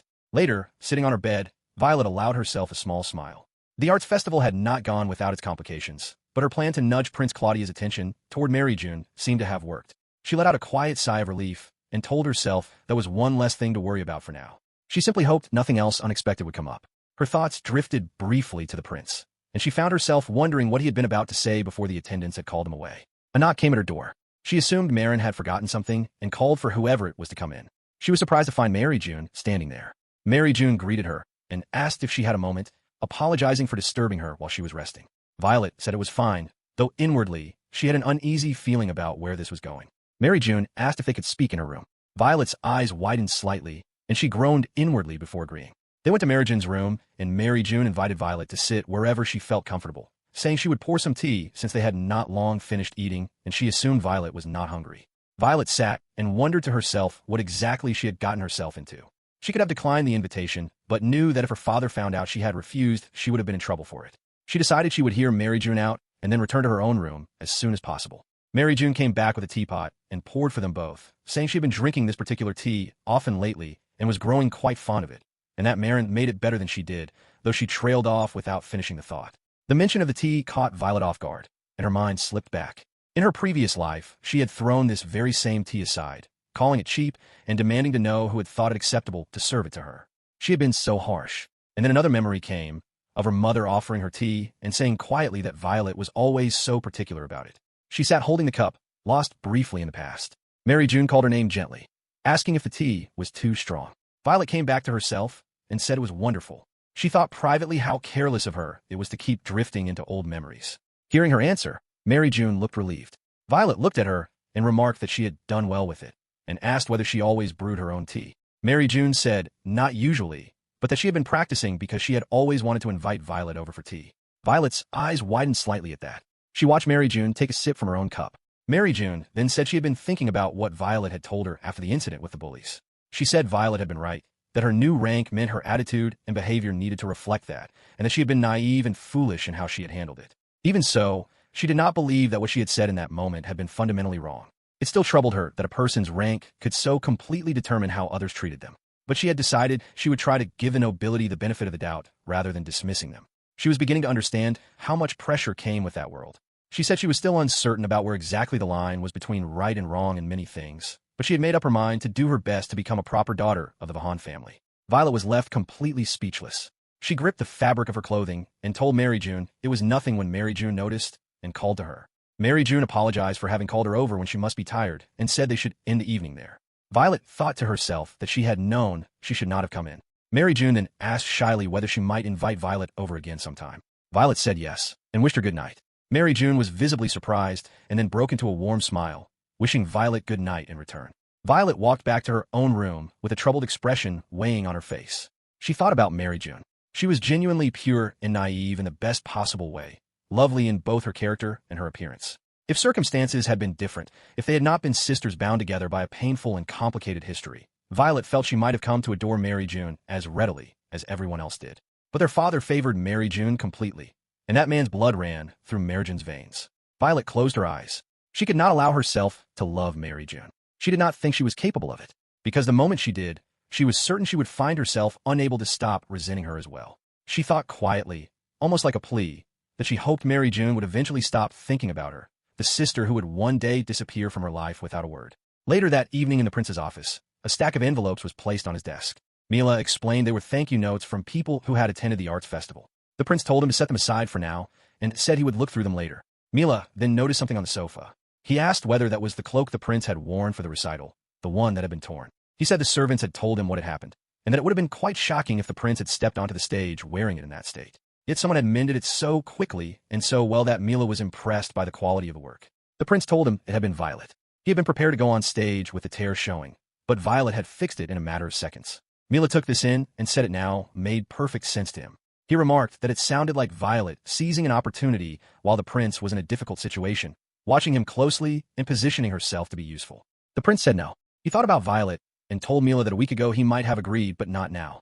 Mila asked why his thinking had changed. The prince recalled the difference between the Violet he had known before and the Violet he was encountering now. Before, she would have sought him out at events to draw his attention, finding ways to put herself near him. But recently, she had said plainly to his face that he was far better suited to someone other than her.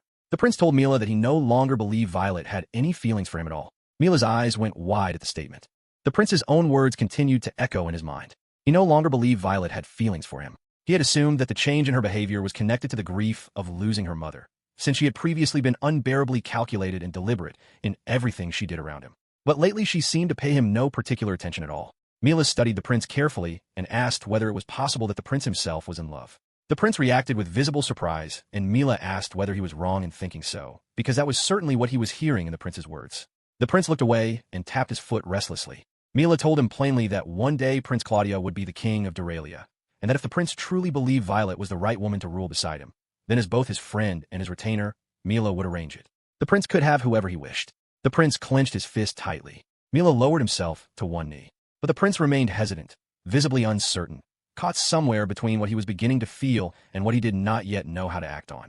Meanwhile, at the dining hall, Violet was eating alone when someone asked if he could sit beside her. It was Yulon.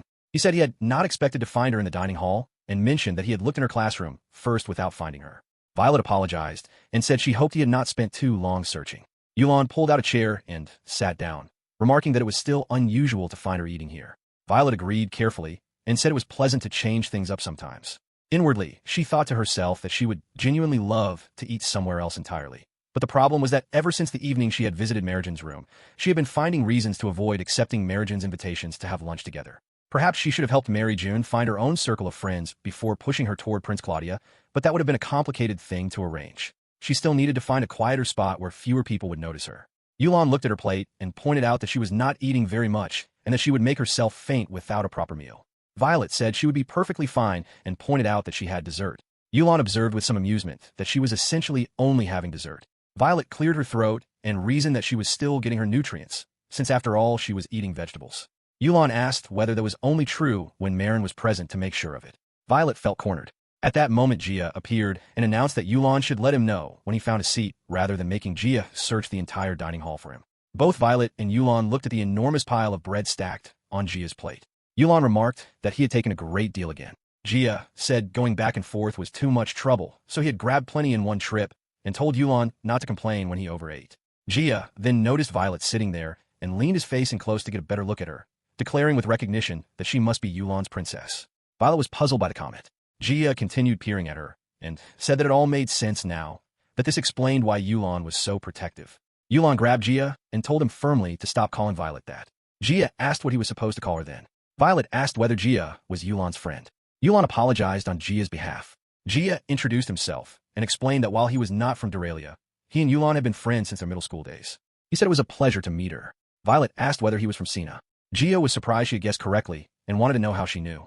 Violet pointed to the pendant around his neck and noted that it appeared to be amber, and that Sina's amber mines were well known and the stone was one of the region's most recognized exports. Gia was impressed that she was so well informed and called her the princess again. Violet asked him not to use that word. Gia asked if she disliked it. He explained that Yulan talked about her endlessly and he had not been sure what to call her. Violet suggested he simply call her Lady Violet.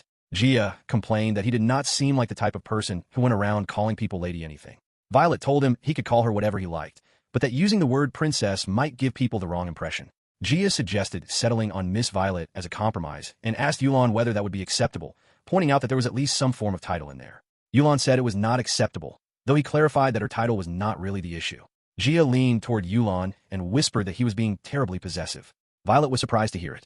She thought to herself that she had never seen this side of Yulan before. The Yulan she knew had always worn a gentle and composed smile. This more relaxed and unguarded version of him that came out around friends was something entirely new to her, and she found it unexpectedly refreshing. Later, as the three of them walked down the corridor, Violet told them they did not need to walk her all the way back to her classroom, but thanked them both. As she was about to step inside, Yulan called after her and mentioned that exams were coming up. He asked whether he could borrow those materials again. Violet said of course, and told him it was nearly time and that she would bring them the following day, saying she was fairly certain she had copied everything down correctly. Gia asked what they were talking about. Violet explained that she was referring to the previous year's exam questions. The Royal Tanzanite Academy maintained a high standard of teaching and employed only exceptional instructors, which meant staff turnover was very low and the exam questions tended not to change significantly from one year to the next. As a result, it had become something of a tradition for older students to pass along the previous year's questions to their classmates as a form of preparation. Gia said he had not known that was something that happened there. Yulan then asked Violet whether she was busy, explaining that he had some questions about certain class notes and wondered if she might be willing to tutor him, adding quickly that he did not want to impose if she had other things to do. Violet thought back to the last time she had studied for these exams. In her previous life, she had thrown herself into the work out of a desire to outperform Maryjun and impress Prince Claudia. She had still lost in the end. This time around, neither of those motivations existed. She did not want her grades to slip and risk angering her father, but beyond that she had no particular pressure. She had already sat through those exams once before, after all, and the thought of studying alongside Yulan was actually rather appealing. She agreed to tutor him. Yulan stopped walking, and his face broke into a genuine and delighted smile. He thanked her with warmth, calling her by her nickname. Violet then added that Gia should join them too. Gia made a face and asked whether he seemed like the sort of person who needed a tutor. Violet looked at him and quietly concluded that he probably did not. She told Yulan they would meet after school the following day. Yulan agreed, and the two of them exchanged a smile. Neither of them noticed that someone was watching them from around a corner nearby. It was Mila, standing quietly in the shadows of the hallway, thinking to himself about what he ought to do about what he had just seen.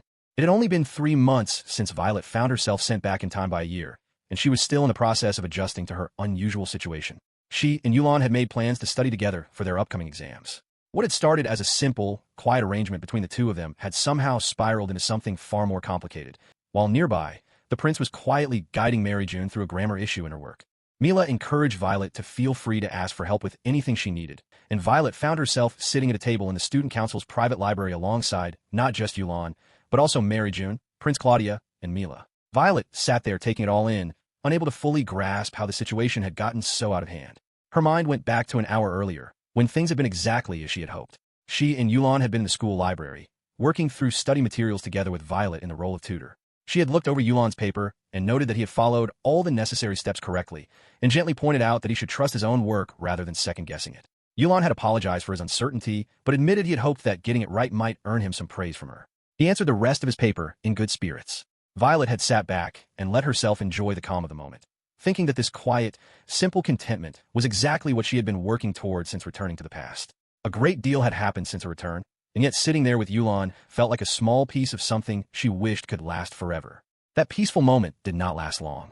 Maryjun appeared, making her way over to their table with energy and enthusiasm the moment she spotted Violet. She had been looking for Violet in the library at their home, and was surprised to find her studying at school instead. Yulan looked up at the sudden arrival, and Maryjun, catching herself, apologized in case she had interrupted something. She recognized Yulan from the neighboring class, introduced herself politely, and the two exchanged brief greetings. When Maryjun learned that Violet was tutoring Yulan, she immediately asked if Violet could tutor her as well. The moment the words left her own mouth, Violet inwardly blamed herself for not being more careful. Maryjun was then further drawn in when she noticed they were working through questions from the previous year's exams, surprised that no one had told her that was a useful strategy. Violette quietly resigned herself to the situation. The peaceful afternoon she had been enjoying was clearly over. At the same time, she knew she could not afford to turn Maryjun away. If Maryjun reported back to their father that Violette had refused to help her while tutoring someone else, it would cause serious problems. She also made sure to check that Yulon did not object, which he did not. With that settled, Violette told herself it was not so terrible after all. Yulon asked whether Violette might need to get practice questions from an older student. Violette assured him she would manage. Maryjun, meanwhile, expressed some concern about how Violette's own exam results might be affected by spending her time tutoring others, though Violette brushed this off. She privately acknowledged that asking a third-year student for past exam questions would not be unreasonable. But the truth was that she had studied with such intense dedication during her previous run through this year that the material was essentially fixed in her memory. She also accepted, with a certain weariness, that no matter how well she performed, the attention in the room would always naturally drift toward Maryjun.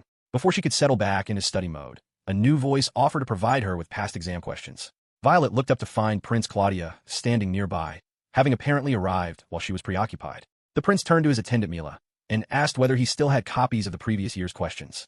Mila confirmed that he had kept them going back 5 years and said he would retrieve them shortly.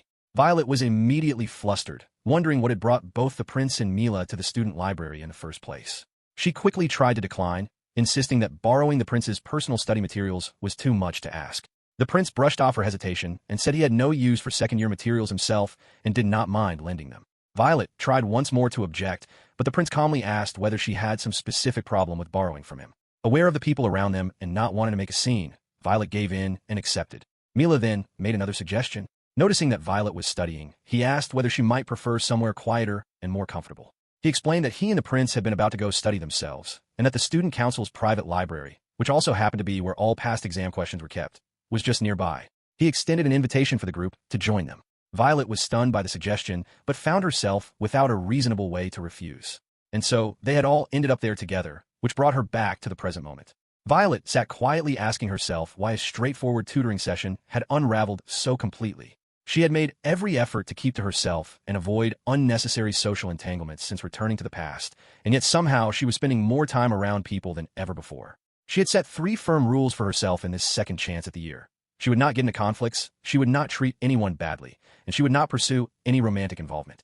The prince had observed early on that Violette would not be able to study properly if she was simultaneously tutoring both Maryjun and Yulon, and so he had offered to take over helping Maryjun himself, with Mila available to assist Violette if she ran into anything she could not work through on her own. Violette had not anticipated the prince making such an offer, but she recognized it as an ideal outcome. Maryjun would have the chance to demonstrate her intelligence directly to the prince. It was the best possible situation for what Violette had been quietly hoping to bring about. It then occurred to her to wonder whether the prince had suggested studying together precisely because he had wanted to spend time near Maryjun. Her train of thought was broken when Yulon asked for her help with something. She walked him through it, and he understood immediately, thanking her. Inwardly, however, Violette was preoccupied with a different concern. She was aware of the complicated history between Yulon and the prince. For generations, the head of the Kugers family had served as Duralia's prime minister, but Yulon's true father was King Gabriella Crucis. The king had already been married and had a son, Prince Claudia, who stood as the rightful heir. Rather than complicate the line of succession, Yulon had been adopted by a childless branch of the royal family, content to remain in a secondary position. He and Claudia were half-brothers, much like Violette and Maryjun were half-sisters. But the nature of the tension between the two men was something only they could truly understand, and Violette was keenly aware of it. Lost in these thoughts, Violette had stopped writing without realizing it. Yulon noticed and asked if she was tired. She denied it and searched for something to say. Before the moment could become more awkward, Mila stood up and announced that they would all take a short break, offering to go and bring refreshments for everyone. He patted Yulon on the shoulder and asked him to come along and lend a hand. Yulon seemed caught off guard by being singled out. Mila explained himself smoothly. He could hardly ask the ladies to go. A student council member needed to remain present whenever the private library was in use, and besides, Yulon was the only one who would know what Violette liked. Mila offered a pleasant smile, and Yulon found he had no real grounds to argue. Watching the exchange, Violette wondered privately whether Mila had engineered the whole thing to give Yulon a moment away from the tension of being in the same room as the prince. She encouraged Yulon to go, telling him that taking breaks was genuinely important when studying, and that moving around would help clear his head. Convinced by her reasoning, Yulon agreed and went along with Mila. As they left, Mila cheerfully reminded the remaining 3 to take a break as well. Violette watched them go and then realized, with a quiet, sinking feeling, that she was now alone in the room with Prince Claudia and Maryjun. Violet thought to herself that sending Yulon off to get snacks had been a good idea, but the resulting situation was still painfully awkward. Now that it was just the three of them, Maryjun had gone completely quiet and seemed to have retreated into herself. Violet noticed Maryjun staring at her and wondered what was going on in her head. In truth, Maryjun was simply happy and quietly delighted at the chance to study alongside Violet, which was why she kept smiling. Violet thought to herself that Maryjun ought to be directing that attention toward the young man sitting right beside her rather than at her. As a noble woman, Maryjun needed to learn how to handle precisely this kind of situation gracefully. The prince, for his part, sat in rigid silence and thought to himself that the whole thing was deeply uncomfortable. Eventually, the prince broke the silence and asked whether he might get Violet's opinion on something. Violet said of course and waited. The prince explained that the country from which the tea served in the student lounge was sourced had recently experienced a cold snap, and that the frost had unfortunately damaged the tea leaves. He was looking to switch to a different variety for the time being. Since the student council covered the cost of supplies for the lounge, he wanted to find something of comparable quality and price. They had never had export difficulties with their usual supplier before, and so had never thought to select a backup option. He asked whether either of them knew of a suitable alternative. Maryjun immediately jumped in and said that Violet knew a great deal about tea, which caused the prince to look at Violet with fresh interest. Maryjun confirmed it, explaining that the kitchen staff had mentioned to her that Violet was knowledgeable about a wide range of different teas. Violet smiled calmly and asked which blend the lounge normally used. The prince said it was Maketh. Violet recognized it immediately as one of the finest and most popular teas among the nobility, one of the best varieties available in Duralia, with very few blends that could genuinely compete with it. She thought for a moment about the current time of year, and then suggested Cardina as an alternative. The prince recognized the name and noted that if he remembered correctly, those leaves were grown in a smaller country to the southwest. Violet confirmed this, adding that it was a less widely known variety and consequently sold at a lower price than Maketh. What made it particularly appealing right now was that Cardina was currently in season. Normally, the harvested leaves were dried and sold in that form, but at this time of year, fresh leaves were also available for purchase. As she spoke about it, her thoughts drifted briefly back to the first thing she had tasted after waking up a year in the past. Maryjun had brewed her a cup of this very tea. She murmured almost to herself that Cardina was absolutely delicious. The prince looked at her with sudden heightened interest and said it must be her favorite. Violet realized what she had said and became flustered. The prince said he would order a crate of Cardina for late spring. Violet was surprised and asked whether he was truly comfortable choosing a tea based entirely on her personal taste. The prince nodded and said this was a good opportunity to try something new, and that as nobles it was in fact their responsibility to seek out new things and embrace what was fresh and unfamiliar. When Violet started to say otherwise, he asked her directly whether she truly enjoyed Cardina, since she had spoken of it with such obvious feeling that he found himself genuinely curious to try it. Violet was left without words. She placed her hands over her chest and thanked the prince from the heart. The prince's face colored slightly. Violet thought to herself that the idea of being able to drink Cardina at school felt almost like something out of a dream, and that she was very glad she had mentioned it. Maryjun was in awe of Violet's knowledge. The prince sat quietly afterward, his thoughts turning inward as he clenched his fist under the table. Out in the corridor, Mila had caught up with Yulon, both of them carrying trays of snacks. Mila pointed out that Yulon was walking so fast he was going to trip. Yulon told him not to worry about him and to simply keep up. Mila said that was rather blunt, though he supposed Yulon felt no particular need to be on his best behavior around him.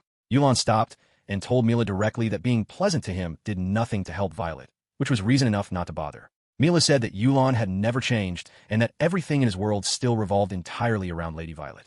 Yulon was caught off guard and immediately turned the tables, asking Mila if he had been behind all of this. He had suspected something was off. The coincidence of everyone ending up at the library at the same time had not sat right with him. Mila said with some amusement that Yulon was giving him too much credit and that he had not arranged for Lady Maryjun to be there. Yulon told him that regardless of what he was plotting, the only reason he had agreed to any of this was because Violet had asked him to, and he had no interest in going along with whatever Mila was scheming. Mila smiled and remarked that Lady Violet had become quite charming lately. That observation made Yulon go completely still. Mila continued, saying that not long ago Violet had been petty and self-absorbed, much like the other young ladies who pursued Prince Claudia for the sake of his wealth and status. But ever since her younger sister had arrived, the change in Violet had been dramatic, like night turning to day. She had become humble, and at times she carried herself with a quiet dignity and virtue that had caught the prince's attention. The Violet that Mila had observed recently was someone he believed was genuinely suited to become the prince's partner. Yulon stood completely motionless, unable to respond. Mila asked with mild surprise whether this could possibly be such a shock to him. Violet was of high noble standing, and her beauty and conduct were equally fitting. One of Mila's responsibilities was to observe the young women around the prince and ensure he chose someone appropriate, and by every measure Violet was a strong match. Beyond that, the Vahan family name had been shadowed by scandal, and while the worst of the gossip was settling, plenty of students still talked about Violette behind her back. Mila suggested imagining what would happen if she were to become engaged to the crown prince. That morbid curiosity would transform overnight into envy. He said he was certain it would bring Lady Violette great joy. There was a sudden loud thud. Yulon had driven his fist into the wall. Mila's eyes went wide. Yulon said he had known it, and called both Mila and the prince fools. He asked whether they honestly believed that was what Violette wanted. He said it was plain for anyone paying attention that Violette was trying to stay out of the spotlight, that she was exhausted, and that all he intended to do was support what she actually wanted. That was the beginning and end of it, and trying to intimidate him into backing off was completely pointless. He told Mila to make sure he understood that, and then said they needed to hurry so Violette would not be kept waiting. Mila asked quietly whether Yulon was truly all right with things staying as they were. Yulon was already walking ahead and did not answer. In his own mind, the thought continued unfinished. Of course, there was nothing in the world that mattered to him more than Violette, not since a particular moment that had changed everything. But if Violette herself were ever to choose him, he would. The thought dissolved before it could fully form, because at that moment he came through the door and saw Violette laughing softly about something. He stepped in with wide eyes and stood still for a moment, taking in the sight of her. Violette noticed him, pushed back her chair, and came over to welcome him back.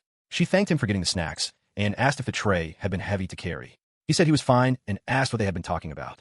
Violette said lightly that it had just been different kinds of tea. The door opened again as Mila arrived, thanking everyone for their patience and announcing that he had brought juice and pastries from the dining hall for a short break before they returned to studying. Both Maryjun and Violette responded with obvious delight. Yulon looked over at the prince, but said nothing. Later that day, Violette thanked the prince for everything and said she had appreciated the time. The prince told her there was nothing to thank him for, noting that Maryjun had answered most of the questions on her own. Violette said that being tutored still made a real difference. Maryjun had to excuse herself to go and see a teacher. Violette also thanked Mila, who told her warmly to take care on the way home and extended the same courtesy to Yulon. Yulon said thanks in a casual and offhand way and headed straight for the door without ceremony. Violette noticed something odd in his manner, but said nothing, thanked the student council once more, and stepped out. The door closed behind her. The prince and Mila remained inside, the prince standing quietly with his thoughts elsewhere entirely. Out in the corridor, Yulon was surprised when the door closed and he found Violette had come out after him. He turned to look at her, and something in his eyes shone as he quietly tightened his hand into a fist at his side. As they walked down the corridor together, Yulon mentioned that it was getting quite late and asked whether Violette needed to get home soon. Violette said no, explaining that she had let Maryjun know in advance that she would be out late studying, and that since she was with Maryjun, her father would have no reason to complain. Yulon said he understood and was glad to hear it. Violette noticed that something about Yulon seemed subdued and quietly troubled. She apologized to him. He looked at her in confusion. She explained that they had originally planned to study on their own, but then Maryjun had appeared unexpectedly, and then the student council members had shown up on top of that, and she hoped the disruptions had not been too much of a distraction for him. Yulon reacted quickly and told her it was completely fine and not her fault at all, and that she had been considerate in worrying about it. He told her not to worry and said genuinely that he was not upset. He was simply glad they had gotten to study together. But then he hesitated, trailing off before continuing.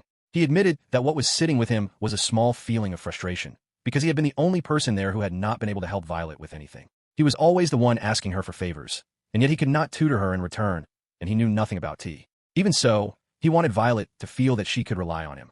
He knew he would not be able to help with everything, but he still wanted to be someone she turned to. He then shifted the subject slightly and mentioned that the cafe they had visited before had a new special on the menu, and said that to thank her for studying with him, he would treat her to a visit once exams were finished. To his surprise, Violette reached out and took hold of his arm. He turned to look at her. She told him he was wrong. She asked him to listen carefully, saying she had never had the chance to say this to him directly. She told him that she had managed to hold her head up and carry on at Tanzanite because of him. Knowing that he was there for her had meant she never felt truly alone, even during the times when she was by herself. His smile had given her the strength to keep smiling. Yulon was deeply struck by her words. She smiled at him and said that his eyes had always been a source of comfort and reassurance to her. She told him they were gentle, and that in certain light they shimmered in a way that reminded her of the sun. She reached up and touched his face lightly, looking into his eyes, and said again that they were breathtaking. Yulon could barely process that she was saying these things to him. In that moment, something inside him was pulled back through time. He had heard those same words before, with the same shining smile behind them, 7 years ago. That was when he had first come to feel differently about his own eyes. When he was a small child, he had been pushed into a corner and left crying while a group of noble children mocked him. They called him a bastard and told him not to get ideas about himself, simply because his eyes happened to share color with the prince's. They told him his eyes were gilded, a cheap imitation, nothing like the real thing. Then came the sound of boots striding toward them, and a child in a cloak appeared and stood there. The child said she thought Yulan's eyes were breathtaking. Yulan looked up at the child who had spoken. The other children recognized her immediately and called her Violet. He stared at her, surprised. She had short hair and looked very much like a boy, though something about her struck him as unmistakably different. She was beautiful in a way he could not quite explain. The bullies tried to address her, but she turned a sharp gaze on them and said again that she had heard every word they had been saying. They scattered and ran. Violet looked down at Yulan and held out her hand, asking if he was all right and telling him he was hurt and should go to the infirmary, though she admitted she did not know where it was herself. Yulan had asked her quietly whether she truly liked his eyes. She looked puzzled by the question. He explained that his eyes were gold-colored and that everyone seemed to dislike that about him. He had always wondered why they had to be that color, even after he was adopted, because one look at his golden eyes told anyone who saw them that he was the king's son, and that had never brought him anything good. Violet thought for a moment before answering. She told him that she too had been bullied before, by her own mother no less. She reasoned that since he was attending the tea party, he must be from an aristocratic family, and had probably heard the stories surrounding the Vahan name. Yulan quietly recalled what he had overheard, that Duke Vahan had run off with his mistress, and that the Duchess, left abandoned and ill, had tried to cope with her grief in whatever way she could, even dressing her daughter in boy's clothing, because the girl reminded her too much of the Duke she had lost. He looked up at Violet and put the pieces together in silence. Violet looked back at him and told him plainly that no one could be someone they were not, or become a false version of another person. He was real. He was himself. Yulan was overcome by those simple words. She leaned in and looked at his face more closely and said she had known it. His eyes were magnificent, like sunlight. In that moment, she looked to him more beautiful than any noble woman he had ever seen or imagined. After that day, he had followed her everywhere, as closely as a younger brother trailing his older sister. He remembered one afternoon at a picnic when he told her that everyone seemed to think she dressed in boy's clothing because she preferred it. She had looked at him as though that were absurd. Whenever he caught sight of her, he would run to her and stay close. She always welcomed him with a warm smile and open arms, and he found himself helplessly drawn to her presence. It was not until much later that he understood clearly that what he felt for her was love. There had been one afternoon when he had gone looking for her after she did not arrive at the garden where they had agreed to read together. He noticed something through a window and moved closer. Maryjun and Violet were there. Violet was asking Maryjun to tighten something around her clothing. Maryjun told her it would hurt if she pulled it any tighter. Violet said it was all right and asked Maryjun to do it anyway. Maryjun had no choice but to agree. Yulan's eyes went wide, and he quickly stepped back out of sight, his heart pounding. He had been completely oblivious. He had never once noticed what had been happening. Violet's own words, the ones that had saved him that day in the corner, the reminder that no one could be someone they were not, those very words had been something Violet herself had been suffering under. Her own mother had been unable to accept that her daughter had grown up and changed, and so she had locked herself away and rejected Violet for failing to remain the image of the Duke she had loved and lost. Yulan had been powerless to help her. The helplessness had made him hate himself. By the time middle school came, Violet had stopped wearing boys' clothing, and gradually her personality had begun to change in ways that were painful for him to watch. She never lost the beauty he had seen in her when they first met, but something inside her had warped under the weight of everything she carried, and he had been unable to stop it. He decided the least he could do was remain nearby so that he would be there when she needed him. But then Violet had told him that she had fallen in love with the crown prince. She wanted the prince to love her in return. In the end, she had not chosen Yulan. Even so, he had told himself that if the prince could make Violet happy, then that was enough.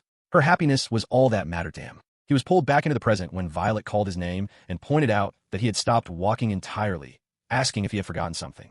He apologized and said he had simply gotten lost in thought, and covered himself by saying he was already imagining where they might celebrate once exams were finished, and asked if he could think of a good place. Violet laughed lightly and pointed out that he was already planning ahead when the exams had not even started yet. She told him that when the time came to celebrate, she wanted Yulan to be the one to choose where they went. He told her not to worry about him. She told him not to be silly, saying she still had not properly thanked him for stepping in on her behalf at the party, and that choosing the destination was the least he could do. He said sure. He thought to himself that he had supposedly made his peace with things. He had told himself that Violet's happiness was what he wanted from the bottom of his heart, and he had meant it. But the last time he had stepped back and left her happiness in the prince's hands, the path that had led her down had ended in something unspeakable and devastating. He was not going to allow that to happen again. If the only alternative was the prince taking her from him, then this time Yulan was going to act. The professor stood at the front of the room, holding a stack of papers in her hand, and announced that the exam was the last one of the term. Every student sat in quiet concentration. When it was over, the teacher congratulated everyone on their efforts. Violet let out a long and relieved sigh. As she made her way through the hallway afterward, she reflected that while she had sat these same exams once before in her previous life, she had still managed to forget a fair number of the answers the second time around. Even so, she did not think she had done particularly badly overall. She passed Yulan and Jia in the corridor, and Yulan's face immediately brightened when he saw her. He called out to her and asked whether she was finished with her exams, congratulating her warmly. Violet thanked him and asked with a touch of guilt whether he had been waiting for her, and apologized if he had. She also congratulated Gia, who thanked her casually and mentioned that he had finished early and had spent most of the remaining time napping. Yulan suggested heading to the cafe before it got busy, and Violet agreed readily. She then expressed surprise when she noticed that Gia seemed to also be coming along, having assumed he did not particularly have a sweet tooth. Gia looked puzzled by the assumption and asked what she meant by it. Violet asked whether he was not joining them to celebrate. Gia laughed and said there was no way he would tag along and crowd them. He mentioned he had only needed to speak with Yulan briefly, and now that they were done, he was heading home. He gave Yulan a tap on the shoulder with a wide grin, whispered something that sounded like encouragement, and walked away waving. Violet asked Yulan whether Gia had needed something. Yulan told her not to worry about it and left it at that. A little while later, the two of them arrived at the cafe. Violet said she was pleasantly surprised that Yulan had found out about the new item on the menu, given that he did not usually eat sweets at all. Yulan explained that he had heard a girl in his class mention it, and gathered that the new dessert was some kind of pancake. Violet's eyes lit up with excitement, and she let out a soft gasp, her cheeks going slightly pink as she got carried away for a moment before catching herself. Yulan pulled out a chair for her and offered her a seat. She sat down and thanked him. Yulan smiled at her, and Violet found herself temporarily at a loss for words. She thought about it as they sat there.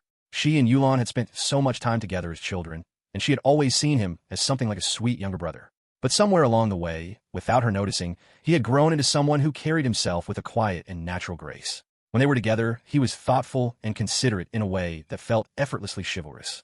She had simply never paid close enough attention to see it before. The chocolate pancake arrived at the table, and Violet's eyes sparkled as she looked at it. Later, as they were leaving and Violet began to descend the steps outside, Yulan called out softly and reminded her to watch her footing. He reached out and offered his hand, and she took it without hesitation, thanking him as she stepped down. She thought again about what she had been noticing. Yulan had always been warm and friendly toward her. That much had been true for as long as she could remember. But she found herself wondering when exactly he had become such a gentleman without her ever noticing. Violet told him it was his turn to choose where they went next. Yulan seemed briefly surprised to be asked, but then said he had in fact given it some thought. He mentioned that the next place was not particularly exciting and was more of an errand he needed to run, but that they could go there all the same. Violet said she would come along happily. When they arrived, Violet looked around and recognized it as a stationery shop.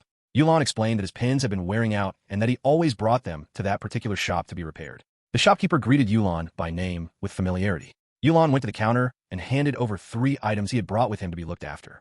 Violet thought back and remembered that during their study session, Yulan had mentioned his pen had been giving him trouble.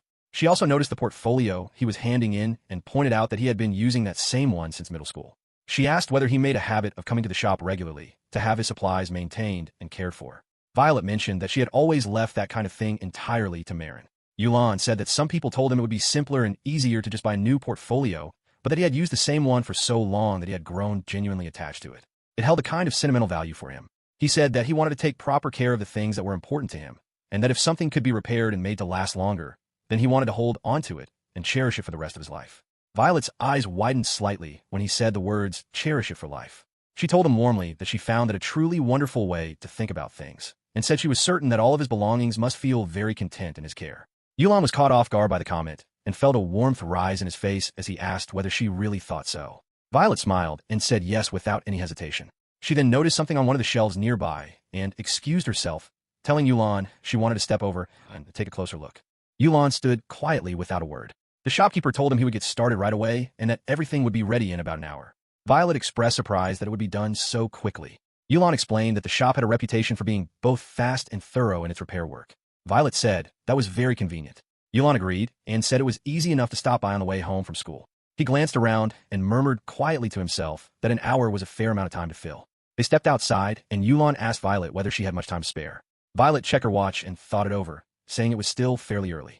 Yulan said it would be dull to stand around waiting with nothing to do and suggested they find somewhere to sit. Violet agreed. Yulan was about to say something when Violet spoke first. She had noticed something and asked him what had happened to his watch, pointing out that he was not wearing it. Yulan swallowed and told her he had lost it a couple of days earlier. Something clicked for Violet. She remembered that Yulan had always taken such careful care of his school supplies and his things in general, but his watch was a different matter entirely. He had a long and consistent history of misplacing it. She had found it left behind at her house or at school on more than one occasion over the years and had returned it to him multiple times. She asked whether this was not actually the 4th time it had happened. Yulan said it was more like the 6th. Violet was genuinely exasperated to hear that the number was even higher than she had thought. Yulan acknowledged that it was bad, but but explained that he had always found wearing a watch uncomfortable. It got in the way of his movements, and even when the band was the correct size, it felt too tight around his wrist and made it stiff. Violette said she understood. She thought to herself that Yulan was tall and had broad wrists, and that it probably did become uncomfortable when the watch knocked against things. Yulan added that he did not really need a watch at the moment anyway, since the school bells and the clocks in the classrooms gave him everything he needed to keep track of time. Violette pointed out that being able to tell the time when he was outside of class was also useful. Yulan agreed that was probably true. Violette said she understood where he was coming from because she was not particularly fond of wristwatches herself either. Then something came to her. She held her bag and told him she had an idea. She asked whether he had any other errands to run or places he needed to go. He asked if she was tired. She said she was perfectly fine. She looked up at him and without further explanation reached out and took hold of his hand, telling him to come with her. Yulan was startled. He called her name with a stammer and she turned back to look at him. He asked where they were going and whether there was somewhere she wanted to visit. She said yes, and told him she wanted them to find a reward for him together. Later that afternoon, they walked into a clock shop. Yulan had not realized there was such a shop in the area. Violette said it was her first time visiting it as well, but that someone had mentioned to her that a pocket watch she owned had originally been made there. She suggested to Yulan that a pocket watch would work well for him, since he could clip it to his school bag or keep it tucked safely away rather than wearing it on his wrist. Since he had worked so hard for his exams, she told him she wanted to buy one for him. She looked around at the selection and remarked that many of the watches would suit him, which meant choosing the right one was going to take some thought. She began moving along the display, examining one and then another, considering whether they were the right size and style. After a moment, she glanced back at Yulan and found him simply standing there smiling at her rather than looking at anything. She asked whether he was actually paying attention. He said he would be happy with whatever Violette chose. She told him that was entirely beside the point, since he was the one who would be using it, and the whole purpose of being there was to find something that he genuinely liked. He conceded the point. A watch he liked, he thought to himself. He said he mostly cared about whether something worked well and had not really ever picked something out based on how it looked. An idea came to him. He asked if he could take a look at Violette's own pocket watch to give himself some kind of starting point. She handed it over without hesitation. He turned it over in his hands and murmured quietly as he examined it. There was a jewel set into the center, light blue in color and understated, but genuinely beautiful. He said it suited her and asked whether it was an aquamarine. Violette nodded. Maryjun had given it to her as a birthday gift when she was still in her early school years. She remembered being surprised when Maryjun had handed it to her, not quite able to believe it was meant for her. Maryjun had called a birthday present and told her to think of it as a good luck charm. Violette remembered clearly that it had been the first gift she had ever received that had made her feel truly seen and loved for exactly who she was. Yulan took that in quietly and murmured that in that case, he certainly could not choose the same one as hers. Violette asked what he meant by that, but he told her not to worry about it and moved on. He looked around, and then his attention caught on something. He pointed it out to Violette, saying it was her. Violette looked toward where he was gesturing and saw a watch decorated with a delicate floral design. Yulan said the flowers were violets, just like her name. Violette confirmed that her grandfather had apparently been the one to name her. She looked at the watch with its violet motif and laughed softly, saying she was beginning to understand why he had said it was her. Yulan said that was the one he wanted. Violette was surprised. He asked her if it sounded like a good choice. She said it was a lovely watch, but wondered aloud whether it was perhaps too decorative and pretty for a man to carry. Yulan said he would take his leave from Violette and make this watch his own good luck charm, just as she had done with hers. Violette looked at him for a moment without speaking. She thought to herself that as long as Yulan genuinely liked it, the decorations were beside the point. She then asked him whether he would actually take proper care of it this time. Yulan said with complete seriousness that unlike his wristwatch, he would never lose this one or leave it behind anywhere. Never. Violette considered that for a moment and remarked dryly that that was a rather low standard to be setting for himself. The shopkeeper handed Yulan the bag containing his newly repaired items, and Yulan's face lit up with genuine warmth. He thanked Violette for everything that had happened throughout the day and promised to take good care of the pocket watch. Violette laughed softly and said she was glad they had found one he truly liked. Yulan pointed out that the day had been meant as a celebration for both of them, yet she had ended up spoiling him entirely. Violette insisted that was not the case at all and said the pancakes alone had made the day worthwhile. She told him she was heading off. Yulan suddenly remembered something and stopped her. He told her he had something he wanted to give her. Violette looked at him curiously as he opened his palm to reveal a beautiful hairpin resting in his hand. He explained that the real reason he had suggested they celebrate was so he could give it to her. Violette's eyes went wide with surprise. She recognized immediately that it was an amber hairpin and asked whether that was what he and Jia had been quietly discussing earlier in the day. Yulan confirmed it, saying Jia had done him a favor and helped him obtain it. He explained that while the amber might look ordinary at first glance, it had actually been carved from Peace's mind in Jia's homeland and was therefore something quite special. Violet looked at it and noticed privately that it carried the same golden sheen as Yulan's eyes. Yulan said with quiet shyness that he was sorry, and admitted that while he had framed it as a gift, the truth was that deep down he had simply wanted them to have something that matched. Violet thanked him with a brightness in her expression that he had not quite expected, telling him she was truly delighted and that she would treasure the hairpin carefully. The warmth and openness of her smile caught him completely off guard for a moment. He smiled back at her and said that was wonderful to hear. Later that evening, back at the mansion, Maryjun came to Violet's room and offered to comb her hair before she went to bed. Violet thanked her. As Maryjun worked through her hair with the comb, she asked whether Violet had enjoyed her day. Violet said yes, that she had had a great deal of fun, and her face brightened visibly as she said it. Maryjun was briefly caught off guard by the warmth of her reaction, but then smiled to herself and said that was wonderful to hear. She told Violet she would wake her in the morning and wished her a good night's rest. Violet suddenly called after her before she could leave, asking whether Maryjun could use the hairpin to pin her hair back from now on. She held it out for Maryjun to see. Maryjun said of course, and that it would be done.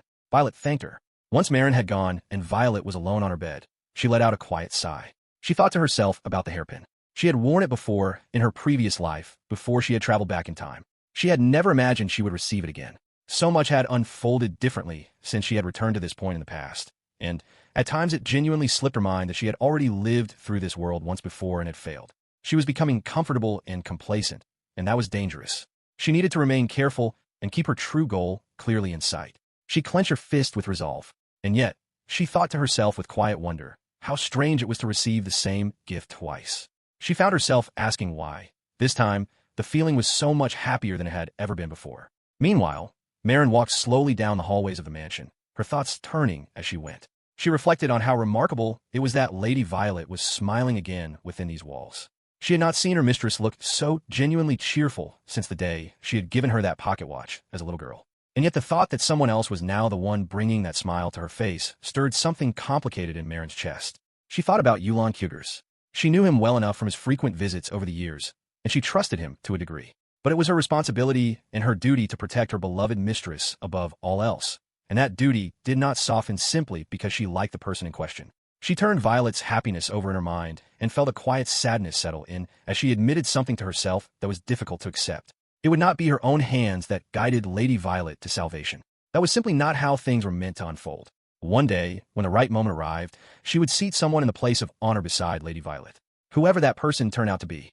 While Yulon and Mila were away, Mila had also pulled Claudia aside to work through a stack of documents that needed reviewing. Claudia was visibly put out by the sheer volume of paperwork sitting in front of him, and Mila explained that it had accumulated during the exam period. Claudia let out a sigh and reflected on how many customs existed in Tanzanite that one would simply never encounter anywhere else. The student council was a prime example, an institution like it would be unthinkable at any school abroad. Mila agreed that student government was indeed a rare concept, and shared what he knew of its origins, recalling that a king from a few generations back had been the one to establish it in the first place. Claudia noted that the original intention behind it had been to instill a sense of independence in the noble youth who passed through the school, and he admitted that political theory was something that genuinely interested him. That said, he was firm on one point: the two of them handling everything on their own was simply unreasonable, and they needed more people to help carry the load. Mila gently reminded him of what had happened the last time they had attempted to bring in additional student council members. The effort had descended into chaos when a flood of female students had overwhelmed them in their eagerness to join. It had been far from a smooth process. He then asked, with a mild and carefully neutral tone, whether Claudia perhaps had someone particular in mind that he would want to bring into the council this time around. Claudia went quiet for a moment, and then dismissed the thought entirely, telling Mila to forget he had said anything. Maryjun was buzzing with excitement as she took in their surroundings, turning to Violet and asking if she did not find it all absolutely thrilling. Violet, feeling entirely the opposite, suppressed a sigh and offered a flat agreement, while privately wondering to herself how things had come to this. The Royal Tanzanite Academy held an annual summer retreat each year, a long-standing tradition in which a select group of noble students were invited to spend time at the summer palace. The excitement surrounding the event was visible throughout the school hallways, with students chattering about new dresses and the pleasures that awaited them. Violet, however, understood what the retreat was really about beneath its glamorous surface. It served as an opportunity for the royal family to observe and identify a suitable match for the crown prince. In her previous life, she had attended with great enthusiasm and had thrown herself into it completely. None of that appeal remained in her now. This time, she decided firmly that she would not go. She wanted nothing more than a quiet, peaceful holiday, far removed from aristocratic posturing and social performance. She had even entertained the thought of visiting Yulon if staying home on her own proved too dull. She was still turning this over in her mind when Mila appeared and addressed her, explaining that he was following up on the retreat invitations and had heard she was not planning to attend. Caught off guard, Violet quickly offered a casual excuse about the weather being expected to turn cold, saying she intended to spend the time relaxing indoors at Yulon's home. Before she could settle into that explanation, Maryjun appeared nearby, having overheard everything. She was visibly deflated at the news that Violette would not be attending, and immediately announced that in that case, she did not particularly want to go either. Violette was alarmed. She swiftly turned the situation around, firmly telling Maryjun that as someone newly established in noble society, attending the retreat was something she absolutely had to do. Maryjun pushed back gently, pointing out that she had never attended before and did not really understand what the appeal was, and that she would much rather stay and spend time with Violette. The thought of being trailed by Maryjun for the entire summer and being obliged to be pleasant to her the whole time was enough to make Violette reconsider everything on the spot. She reversed her decision entirely and announced that she would be going to the retreat after all, which brought her to the present moment. Maryjun was calling out to her from nearby, having spotted musicians playing in the garden and wanting to share her delight. Violette stood, looking decidedly uncomfortable. She had mentally braced herself to look after Maryjun for the duration of the trip, but the situation had become harder to bear than expected because Yulon had fallen ill and had to withdraw from attending, leaving Violette without anyone she could speak to freely. Maryjun was now her only real company. Still, Violette reminded herself that this was an opportunity she should not waste. She had been losing sight of her larger goal recently. Her plan for the second life was to keep a low profile, avoid drawing attention to herself, and eventually, when she was old enough, withdraw from society entirely to become a nun. The key to making that plan work was ensuring that Maryjun ended up with Prince Claudia, just as she had in the previous life. If Maryjun was welcomed into the royal family, it would bring stability and prosperity to the Vahan family, and their father along with the rest of society would redirect all of their focus entirely onto Maryjun. Violette would finally be free of scrutiny. With that goal in mind, she told herself she was more than willing to support Maryjun in whatever way she could. With that thought firmly in place, Violette pointed out to Maryjun that Prince Claudia was standing nearby and encouraged her to go and speak to him. Maryjun responded with genuine puzzlement, not understanding why she should. Violette was internally flustered. She was certain she was not misremembering. In the previous life, Maryjun had been Claudia's fiancée. The prince's current indifference toward Maryjun made a certain kind of sense, since this time Violette had not been treating Maryjun badly, which meant the circumstances that had originally brought them together were different. But why was Maryjun herself not showing any interest in him? Violette decided she needed to find out more. She brought up the subject carefully, asking Maryjun in a roundabout way whether she had noticed any young lord in particular since starting a Tanzanite. Maryjun took a moment to process the question and then lit up, immediately bringing up Yulon. Violette was caught completely off guard. Maryjun spoke warmly about him, praising his kindness toward everyone and mentioning that his exam results had placed him first in the class. She had tried her best, but simply could not compete with him. Violette absorbed this with some surprise, privately acknowledging that Yulon must have worked very hard before steering the conversation back to where she had intended it to go. She hinted that she had actually meant one of the other young men from their study group. Maryjun responded honestly that she found Violette's company far more enjoyable than either of theirs. Violette stared at her. Maryjun continued, cheerfully mentioning that after the arts festival she had made a few friends, but that everywhere she went, people seemed to gravitate toward Violette. And then she said something that stopped Violette completely, that she was proud to call Violette her sister. Violette stood in silence, the words landing somewhere she had not expected. Her expression shifted. She thought to herself, with a tight, conflicted feeling about the weight of what Maryjun had just said, about how warmly Maryjun spoke of her, all while having no memory of the fact that in another life, Violette had despised her deeply enough to want her dead. Maryjun noticed the sudden change in Violette and asked if she had said something, calling her name with concern. Violette did not respond. Her face betrayed a quiet guilt.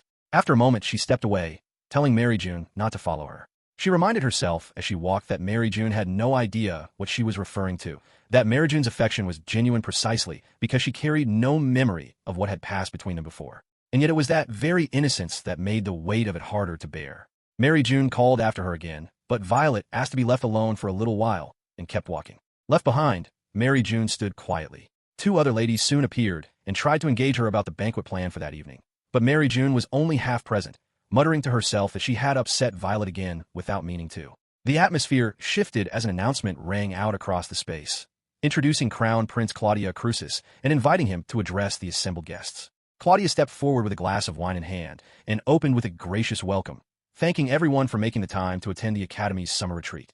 Claudia wrapped up his address by telling the assembled guests that the evening was meant for enjoyment and getting to know one another, and that while approaching someone of higher rank was ordinarily considered improper, he was setting that expectation aside for the night and encouraging everyone to mingle freely. The hall responded with warm applause. Maryjun stood alone in the crowd when the two ladies from earlier reappeared at her side. They were looking for Violette and could not find her anywhere. Maryjun hesitated, Violette's parting words still fresh in her mind, that she had wanted to be left alone. Maryjun told them as much, apologizing and explaining that Violette had asked for some time to herself. The ladies reacted with dramatic disappointment.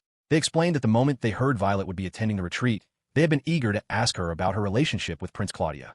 Maryjun was visibly startled by the direction the conversation had taken.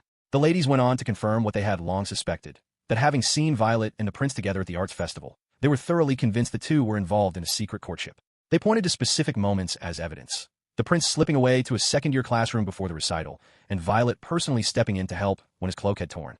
To them, it all added up perfectly, and they found it wonderfully romantic.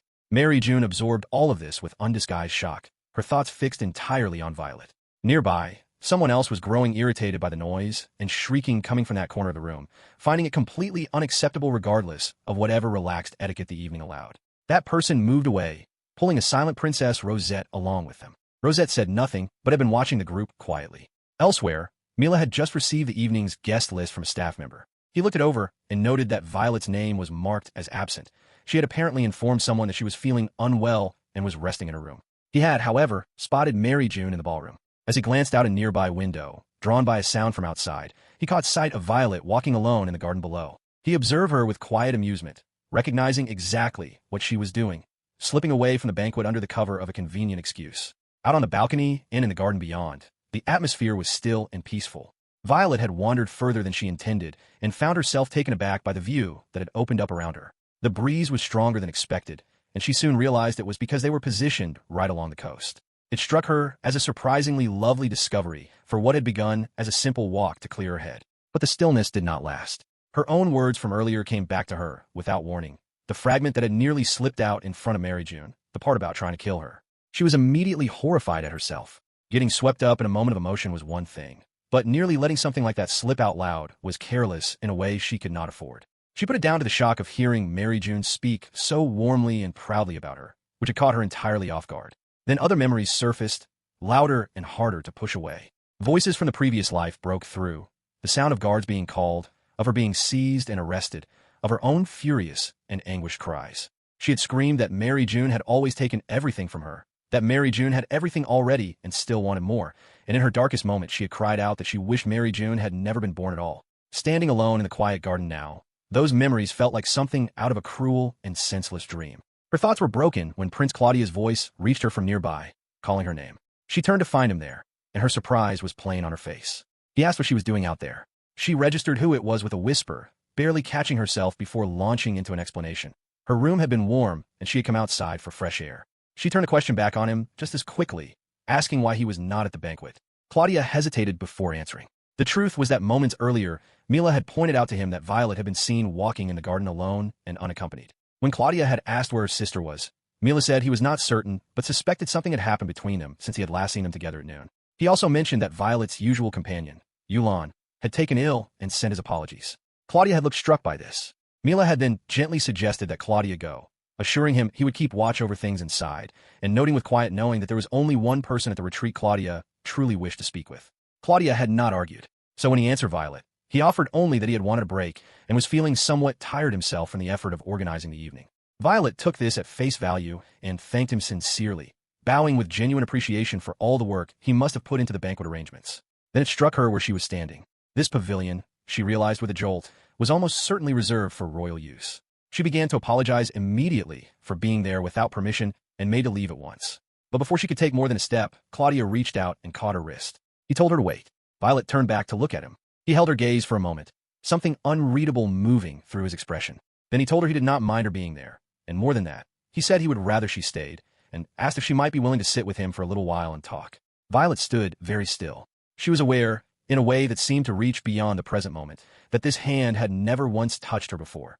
Not in this life, not in the previous one. And yet here it was now, wrapped around her wrist, and she could feel just barely that it was trembling.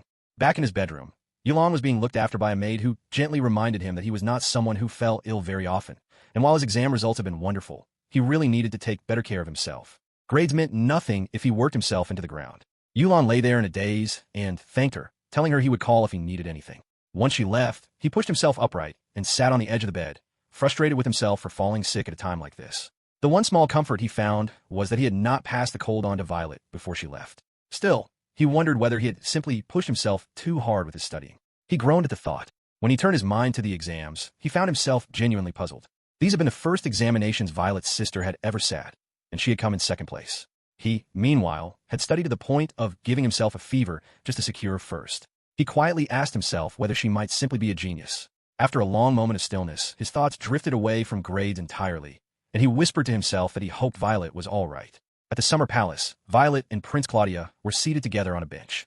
The prince's request for her to stay and talk still echoed in her mind, and though it had made her heart jump when he said it, the reality of sitting beside him now was deeply uncomfortable. The silence between them was heavy, and neither of them spoke for what felt like a long stretch of time.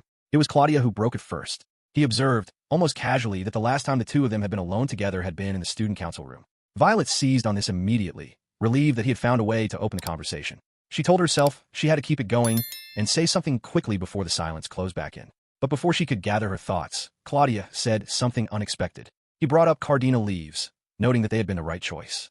Violette was momentarily confused. He reminded her that she had once recommended them and explained that they were now being brewed in the lounge, where they had been very well received. Guests frequently asked what tea was being served.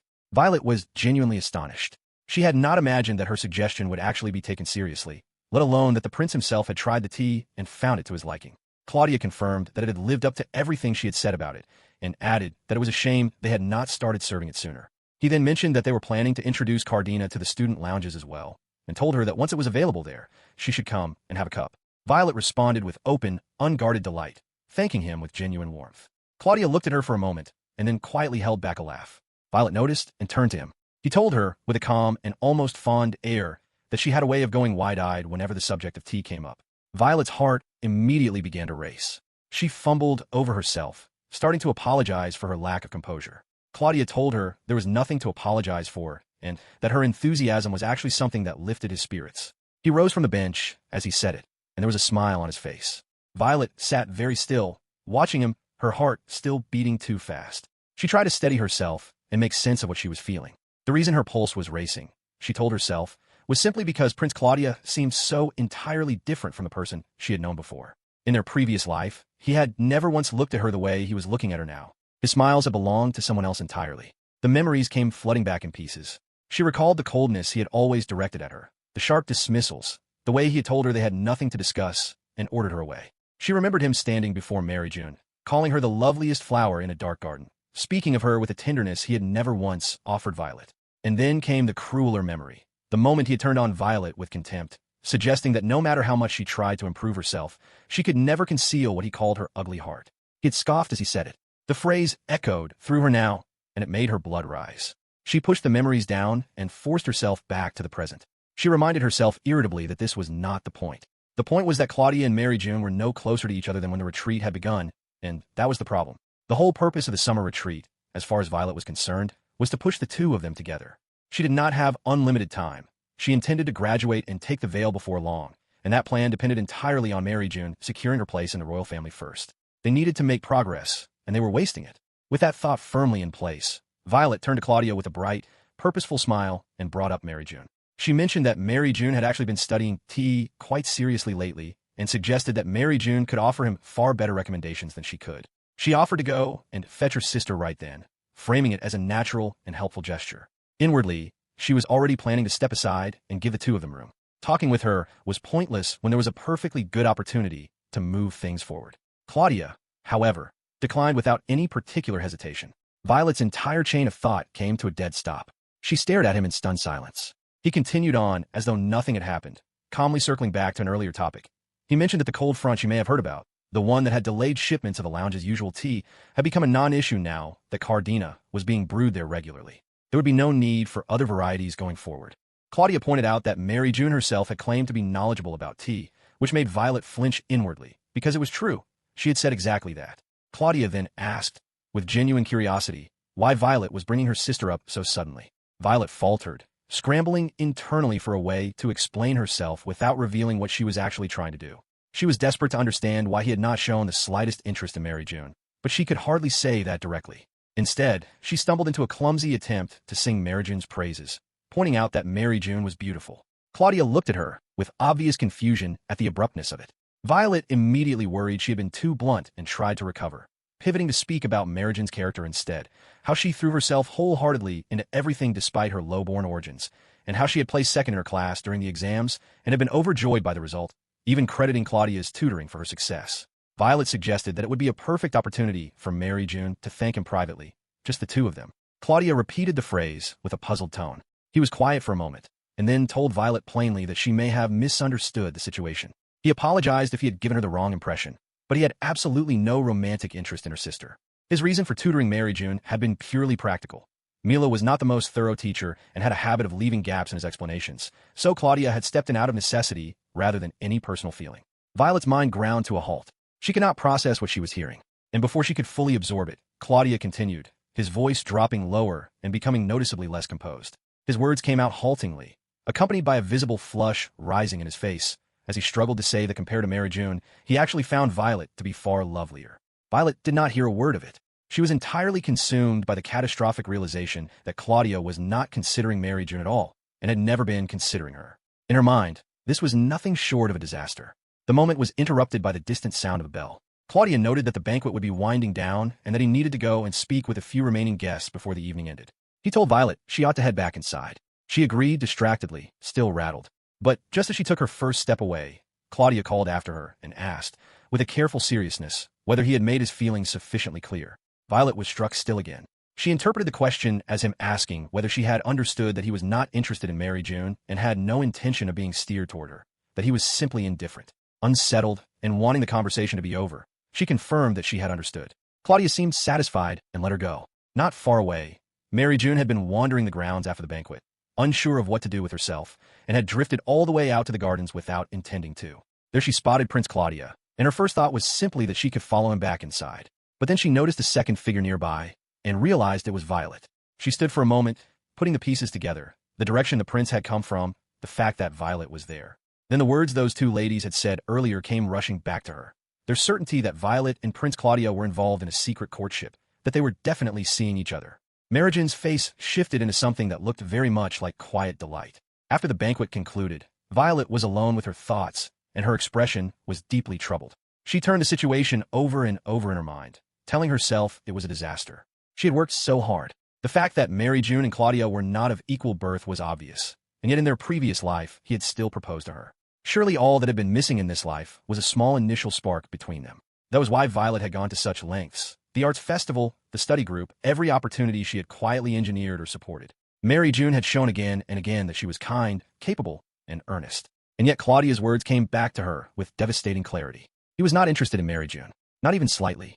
Violet's mind went further.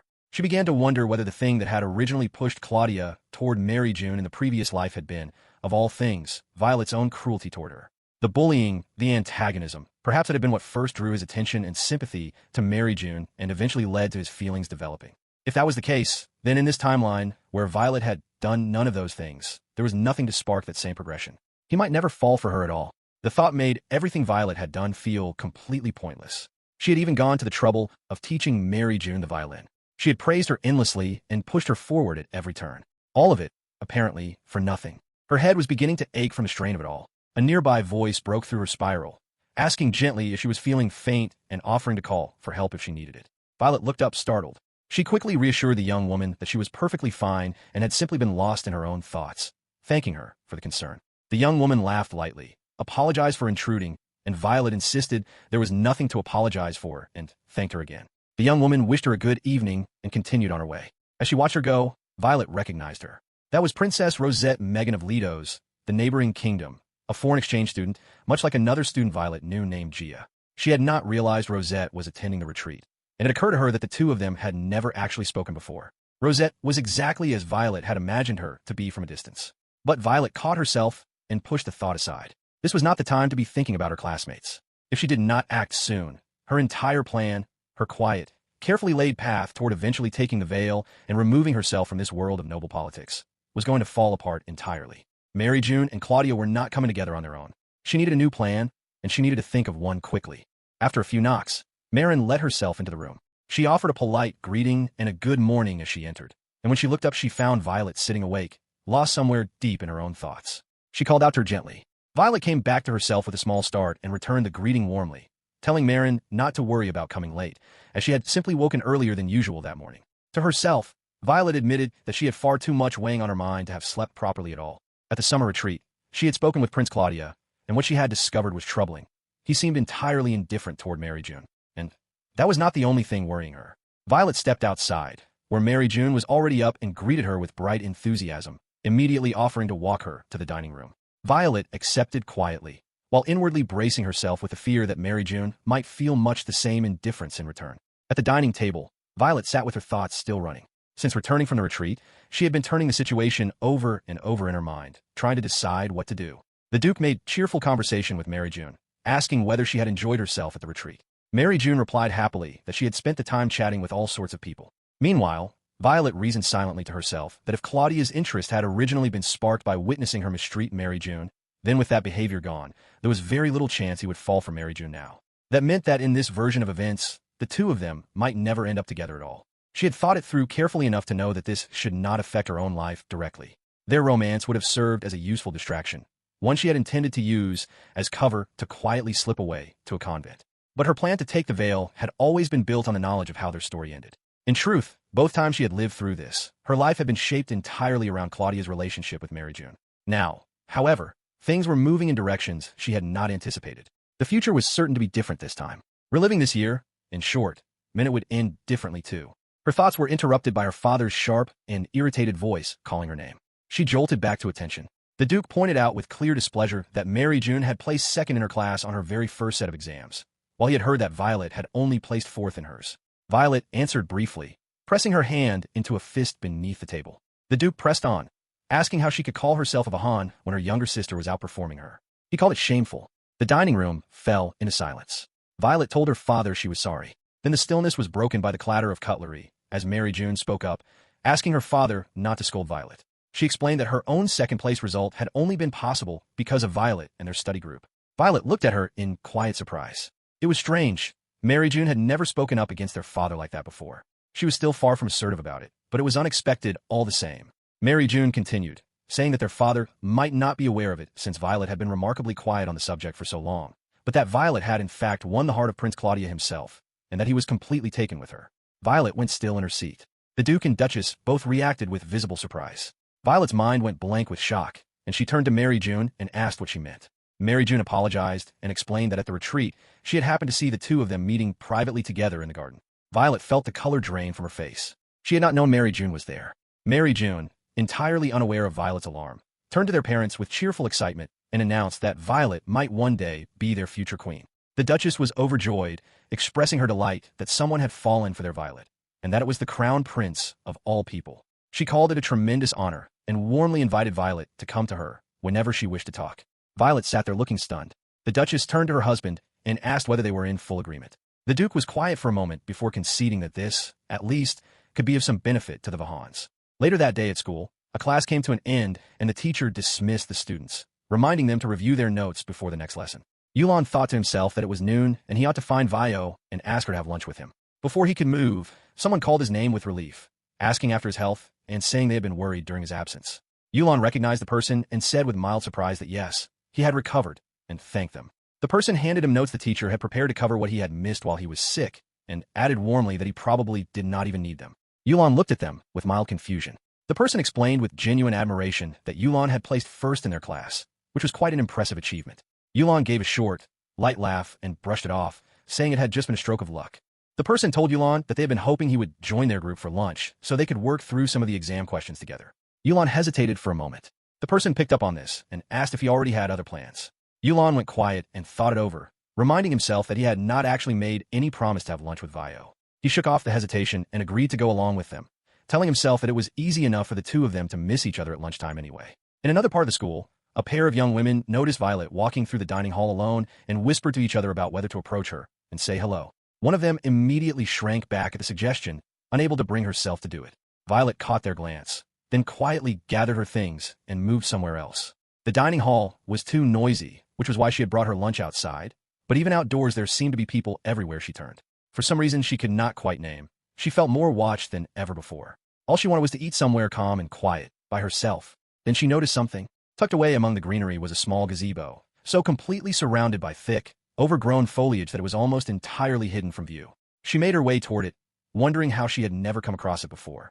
The plants had grown so densely around it that they blocked out much of the sunlight. The seats, at least, appeared to be clean.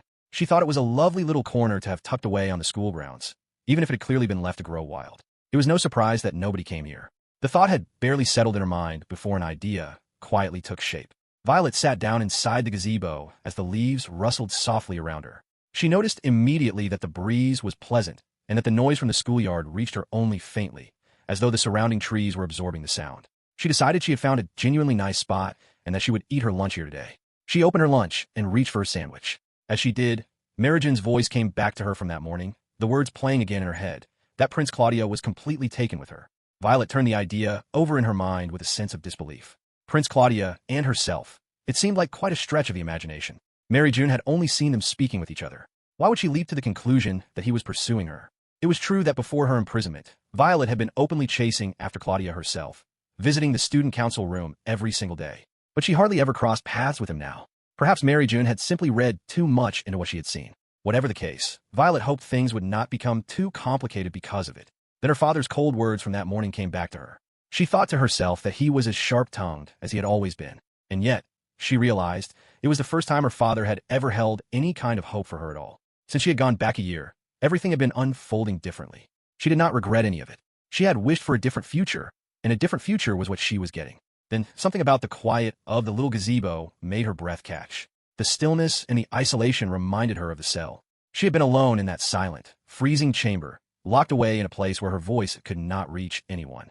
A cold certainty settled over her, that if she allowed herself to seek love again, they would surely send her back to that frigid place. That was why she had never let herself. She was pulled sharply out of her thoughts by the sound of approaching footsteps. She turned around and found herself looking at Princess Rosette. Both of them were equally startled. Violet said the princess's name in quiet surprise. Rosette flinched at being seen and gripped the book in her hands tightly. Violet looked at the princess with visible surprise, and it was clear that Rosette felt exactly the same way upon finding her there. Violet wondered silently what had brought the princess to this hidden spot. A stretch of silence passed between them. Violet gathered herself and began to apologize, saying she would leave. Rosette reacted quickly, telling her no and asking her to please stay, but in her haste the book she had been holding slipped from her hands and fell to the ground. Violet turned at the sound and saw the book lying open on the ground. She bent down to pick it up, and as she did her eyes fell on the pages. They were detailed anatomical drawings accompanied by descriptions of habitats and behaviors.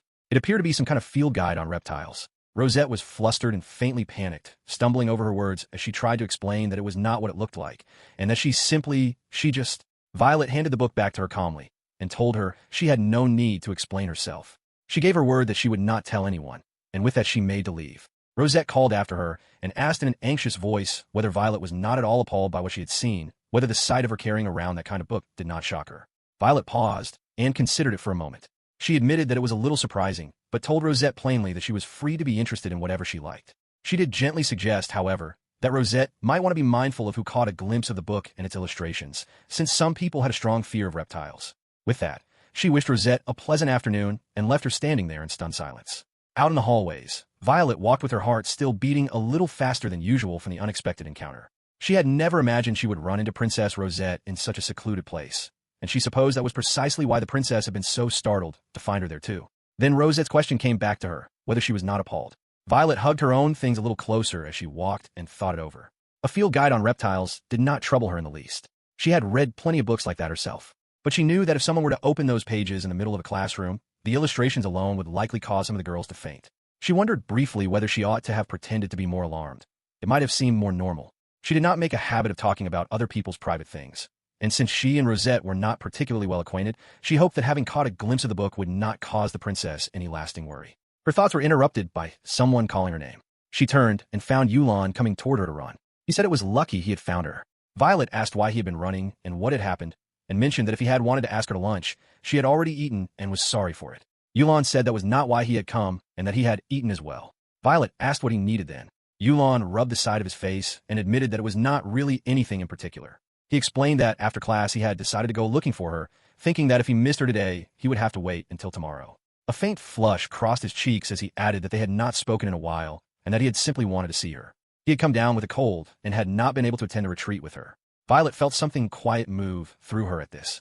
Yulon pressed on, apologizing and admitting that he did not actually need anything from her. And then he stopped, leaving the thought unfinished. Violet smiled and told him softly that she had missed him too. Yulon's expression lit up immediately. Violet's smile stayed as she noticed, almost with surprise, that simply seeing Yulan had swept away all the doubt and heaviness that had been sitting with her since morning. She apologized to him for catching a cold, adding that he had probably been overdoing his studying, and offered her congratulations on placing first in his class. Yulan said he was a little surprised she knew, since the results had only been shared with their own class. Violet hesitated slightly, and said she had heard about it from Maryjun. Then Yulan told her to look at him. Violet was caught off guard by the directness of it, and her heart gave a sudden jump as he held her gaze. He leaned in a little closer. She started to say his name in surprise, but the words did not make it out. Yulan pulled back and announced with certainty that she had dark circles under her eyes. Violet stood very still for a moment. She asked, a little flatly, whether she really did. Yulan confirmed it, and asked if she had not slept well. Violet replied that she had not. The brief touch had startled her more than she expected, just from the simple fact of feeling it. Violet collected herself and told Yulan that it was not that obvious, and that she was perfectly fine and he should not worry. Yulan stopped walking and asked her directly whether something had happened at the retreat, with her sister, or with him. Violet stopped too, caught off guard. She stayed quiet for a moment, knowing she could not honestly claim that nothing had happened at all. In her mind, she pictured herself telling Yulan everything. How Prince Claudia had made it plain that he felt nothing for Maryjun. How she had no idea what was going on in Maryjun's head. How Maryjun had jumped to the wild conclusion that there was some kind of romance blooming between Claudia and herself, and how none of it mattered to her anyway, because all she wanted was to become a nun. She wished she could say all of it out loud, but she could not. Instead, she told him he was being too anxious, that she had simply slept badly, and that he was reading far too much into things. Yulan started to press her further, but Violet cut him off before he could, pointing out that lunch was over and that they ought to get back to class. Yulan went quiet and let it go. As they walked, Violet turned the moment over in her mind and felt a pang of guilt for making him worry again. These were burdens she needed to carry on her own. She would have to be more careful going forward. Elsewhere, around the same time, Mila was reacting with barely concealed exasperation to something Claudia had apparently said at the retreat. Claudia confirmed it plainly and asked what the problem was. Mila groaned and pointed out that he had gone out of his way to arrange privacy for the two of them, and asked what exactly Claudia had been hoping she would say in response to that. He told the prince that he should have simply whispered that he loved her. Claudia went red and sputtered at the very idea, insisting there was no way he could just say something like that so bluntly. Mila replied with patience that Lady Violet was no longer the one doing the chasing, and that Claudia therefore had no option but to be the one who pursued her. He asked whether Claudia would really prefer to stand by and watch her turn her attention to someone else, someone like, for instance, Yulan. The image of Yulan rose immediately in Claudia's mind. His hand tightened into a fist at his side. He said stiffly that this had nothing to do with Yulan, and that whatever Violet's behavior had been in the past, her feelings for him had once been unmistakable. He simply could not understand why they had vanished so completely. Mila replied that the prince had a tendency to be too serious about things, though he admitted he understood how Claudia felt. He pressed on, however, pointing out that time was not on their side. They were already in their third year, and that was precisely why the royal family made a point of holding these annual retreats. Claudia was silent for a moment before acknowledging that he knew. Mila expressed his relief that they were in agreement, and then produced something for the prince. A list he had carefully put together after the retreat, containing the names of suitable and well-connected young women available for consideration. He asked Claudia to look it over when he had a moment, and reminded him that he would be arranging meetings with these women in due course. With that, Mila took his leave. Claudia let out a quiet sigh and picked up the paper. The first name on the list was Rosette Megan. Maryjun's words came back to Violet again, that she had actually won Prince Claudia's heart and that he was completely taken with her. Maryjun had made that astonishing claim several days ago, and since then, life had shifted in small but noticeable ways. For one thing, the cutting remarks her father had been directing at her constantly had stopped altogether, and the people around her had begun behaving differently as well. A young woman greeted her warmly in passing, and Violet returned the greeting. The woman then hesitated, seeming to want to say something more, but lost her nerve and apologized before hurrying off. Violet noticed this and found herself puzzled. People had always watched her out of curiosity, but the way they were reacting to her now felt distinctly different from before. She could not quite work out what had changed. Then, as she entered a room, someone called out to her and told her that a visitor had come to see her. Violet was surprised to find that the visitor was Princess Rosette, who greeted her with a warm smile and asked whether she might have a moment of her time. Violet followed her quietly, recognizing the spot as the same hidden gazebo where she had encountered the princess before. Rosette apologized for the suddenness of her request and explained that she had wanted to thank Violet for not telling anyone about the book. She admitted she had been genuinely surprised, having fully expected rumors to start circulating by the very next day. Violet looked at her with a briefly blank expression before the memory came back to her. She had almost completely forgotten about the field guide. Rosette then produced a small box and offered it to Violet as a token of her gratitude, asking her to please accept it. Violet looked down at the box with surprise. Rosette explained that the brooch inside was made from one of the purple Lithosian jewels found in her kingdom. and that she had chosen it especially with Violet in mind, believing it suited her beauty and her noble bearing. Violet stood very still as she took this in. Her thoughts moved quickly. She knew perfectly well that the Lithosian jewel was the rarest and most prized gemstone in the kingdom of Lithos, the stone the country was named after, one they famously refused to export. If she was remembering correctly, even a small stone set into this brooch would be worth enough to buy a small island. She told Rosette, as graciously as she could, that she appreciated the gesture, but truly could not accept something like this. Rosette was taken aback and asked with genuine worry whether Violet did not like it, explaining that it was the most valuable stone in all of Lithos and asking whether it was the setting that displeased her. Violet assured her quickly that that was not the reason at all. She thought to herself that princesses simply did not think about the cost of things the way other people did. Rosette fretted openly, saying she was not sure what to do, and asked how she was supposed to ensure Violet's silence.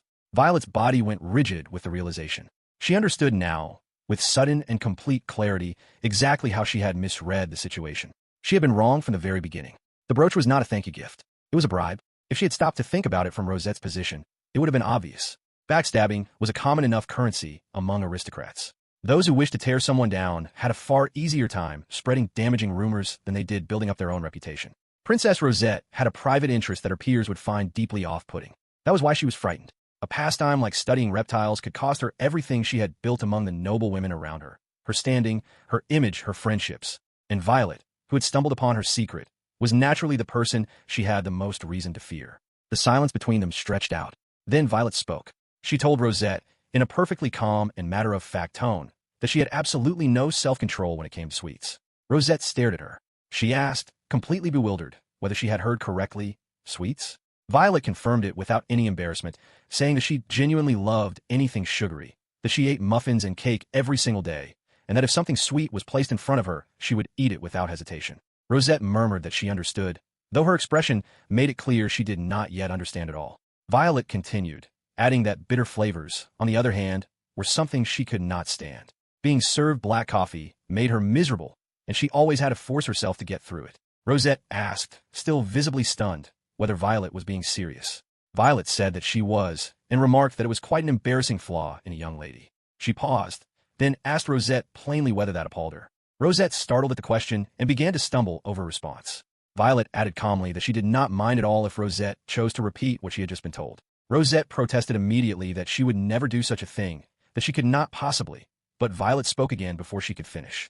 Violet held the small box out and told Rosette plainly that if Rosette chose to keep this between them, she would keep Rosette's secret in return as a gesture of good faith. Rosette asked, a little uncertainly, whether Violet was proposing a deal and whether she was truly all right with that. Violet turned the question back on her. Her own earlier words came back to Rosette in that moment, that she was free to have any interest she liked. At the same time, Violet thought to herself that she had just said to Rosette the very thing she had once wished someone would say to her. There had been a time when she had desperately wanted Prince Claudia and the people around her to acknowledge her, and she had pushed herself as hard as she could to meet every expectation placed on her. Back then, she and Rosette had not been so different. Rosette tightened her grip and made up her mind. She told Violet she would come to see her another day and that she would be sure to bring something Violet would enjoy. Violet looked pleasantly surprised. Rosette turned back and suggested baked goods from her personal chef. Would that suit her? Violet smiled and said she was already looking forward to it. From that day on, Princess Rosette began visiting Violet from time to time for a chat. She would call ahead to ask if Violet was available, and Violet would come and meet her. On one such occasion, Rosette had already reserved a spot in the lounge, noting that it was too cold to sit outside. Violet thanked her warmly. Nearby, a group of young women watched the two of them together with something close to reverence, murmuring to one another that seeing Lady Violet and Princess Rosette side by side was like looking at a garden of roses and lilies together, simply breathtaking. Yulan, who happened to pass by, stopped short at the sight. His friend Gia leaned over and teased him that his princess seemed to be having lunch with someone else these days, which would explain why he always came back empty-handed whenever he went looking for her. Gia said it was too bad for him and suggested they just go grab lunch themselves. Yulan muttered quietly that Violet did not have friends. Gia laughed and told him he was clearly just annoyed that someone had pulled her away. Yulan said that was not what he meant at all. It was simply that someone like that had never spent any time with Violet before. Over in the lounge, Violet and Rosette were deep in conversation over their meal. Violet noticed with genuine surprise that Rosette took her coffee completely black and did not touch any of the desserts. She said she found that impressive. Rosette waved it off, saying she simply felt satisfied after eating and did not need anything more. She did not dislike sweets, but if she had to choose, she leaned toward bitter flavors. Violet was astonished and said she could hardly believe it. Rosette countered that she was the one who could not believe how much dessert Violet managed to put away. Violet laughed and remarked that she had assumed their tastes would be similar, but it seemed they were actually quite the opposite. She noted the same was true of clothing.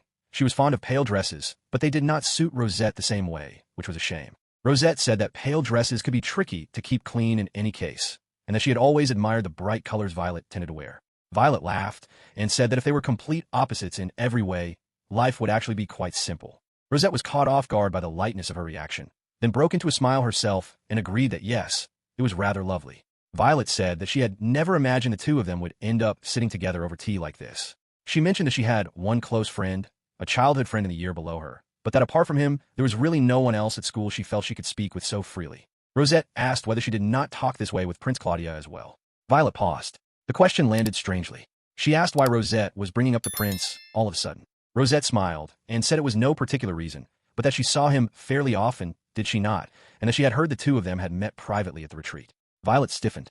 She thought with alarm that surely Maryjun was not going around repeating that baseless story. When Rosette called her name gently, Violet snapped back to herself and denied it quickly, explaining that she had simply run into the prince by chance while taking a walk and that they had exchanged nothing more than a bit of small talk. Rosette asked if it had truly been a coincidence.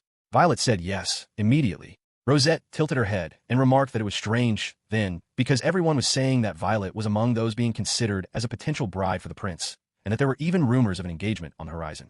Violet was struck silent. An engagement? So that was why everyone had been acting so strangely around her lately. She said aloud that it was a terrible misunderstanding and explained that while she may have visited the student council room frequently at one point in the past, that was all behind her now. A great deal had happened since then, and she no longer had any feelings for the prince. Beyond that, she added, the prince himself was not interested in her in the slightest. Rosette paused at this and then asked, with a directness that was almost casual, that if that was truly the case, would Violet mind giving Prince Claudia to her? Violet's eyes went wide. Rosette's question kept playing in Violet's mind. She asked Rosette what she meant by it. Rosette smiled and explained simply that she had no interest in becoming queen herself, and so she wanted to know whether Violet would object to her pursuing the prince. After a short silence, Violet asked her directly whether she had feelings for Prince Claudia. Rosette looked at her steadily and asked what Violet would do if she said yes. Violet went quiet for a moment, then got up from her seat and walked toward her. As she closed the distance between them, she said that was how Rosette felt, and that she should have said so from the start. Rosette looked faintly nervous as Violet raised her hand. And then Violet took both of Rosette's hands in hers and told her with genuine warmth that she would of course support her completely. What else would she possibly do? She said that Princess Rosette would make a truly wonderful queen of Duralia. Rosette stumbled over her words, clearly thrown off entirely. Inside, Violet was quietly thrilled. She turned the situation over in her mind, and it all made sense now. Because she had not bullied Maryjun, Prince Claudia had never chosen Maryjun as his fiancée. That was almost certainly why he and Lord Mila had been lingering around her lately, and why all those groundless rumors had started up. The prince had never been the subject of much negative gossip, and it seemed likely that the royal family was feeling some pressure to find him a suitable bride. Her father's hopes had also been raised, thanks to Maryjun saying far more than she should have. But if Prince Claudia were to choose a princess like Rosette, even her father would have no choice but to let go of his expectations. She imagined his reaction, the stiff displeasure, the insistence that Maryjun had told him the prince had fallen for Violet. The thought of it filled her with quiet relief. She never could have guessed that the answer to all of this would appear so suddenly and from such an unexpected place. Violet told Rosette sincerely that if there was anything at all she could do to help, she should not hesitate to ask. Rosette, however, said nothing for a moment. When Violet called her name gently, Rosette looked at her and then broke into a slow smile, saying that Violet was full of surprises and that she had truly not expected her support. Violet looked at her with a puzzled expression, not understanding what had given Rosette pause. Rosette then explained what the rumor said about her. That Lady Violette Vahan used her beauty as a weapon, that she kept people around her purely to be waited on, that she used her social standing to crush her enemies, and that her sharp and cutting tongue was enough to drive away any rival who dared come close to the prince. Everything she had heard painted Violet as someone with a deeply wicked nature. Rosette admitted that after making her request, she had genuinely expected Violet to throw her tea in her face. And yet the real Violet had turned down something that would have been entirely to her own benefit, and had even shared a private secret about herself in order to ease Rosette's worries. The more they talked, the more apparent it became that the rumors had no real foundation. All the same, Rosette said she had been deeply curious about where those impressions had come from, and had suspected that Violet's kindness might be an act and that something else was going on beneath it. She had brought up the prince on purpose to test whether Violet was being genuine with her. She apologized for the attempt to trick her. Violet stood there stunned for a moment before the full weight of it hit her. She asked in disbelief whether the whole request asking her to hand over Prince Claudia had simply been a test. Rosette said plainly and without hesitation that yes, it had been a ruse. Violet reeled inwardly at this. Rosette continued, saying that she did genuinely think the prince was a wonderful person, but that she was not in love with him.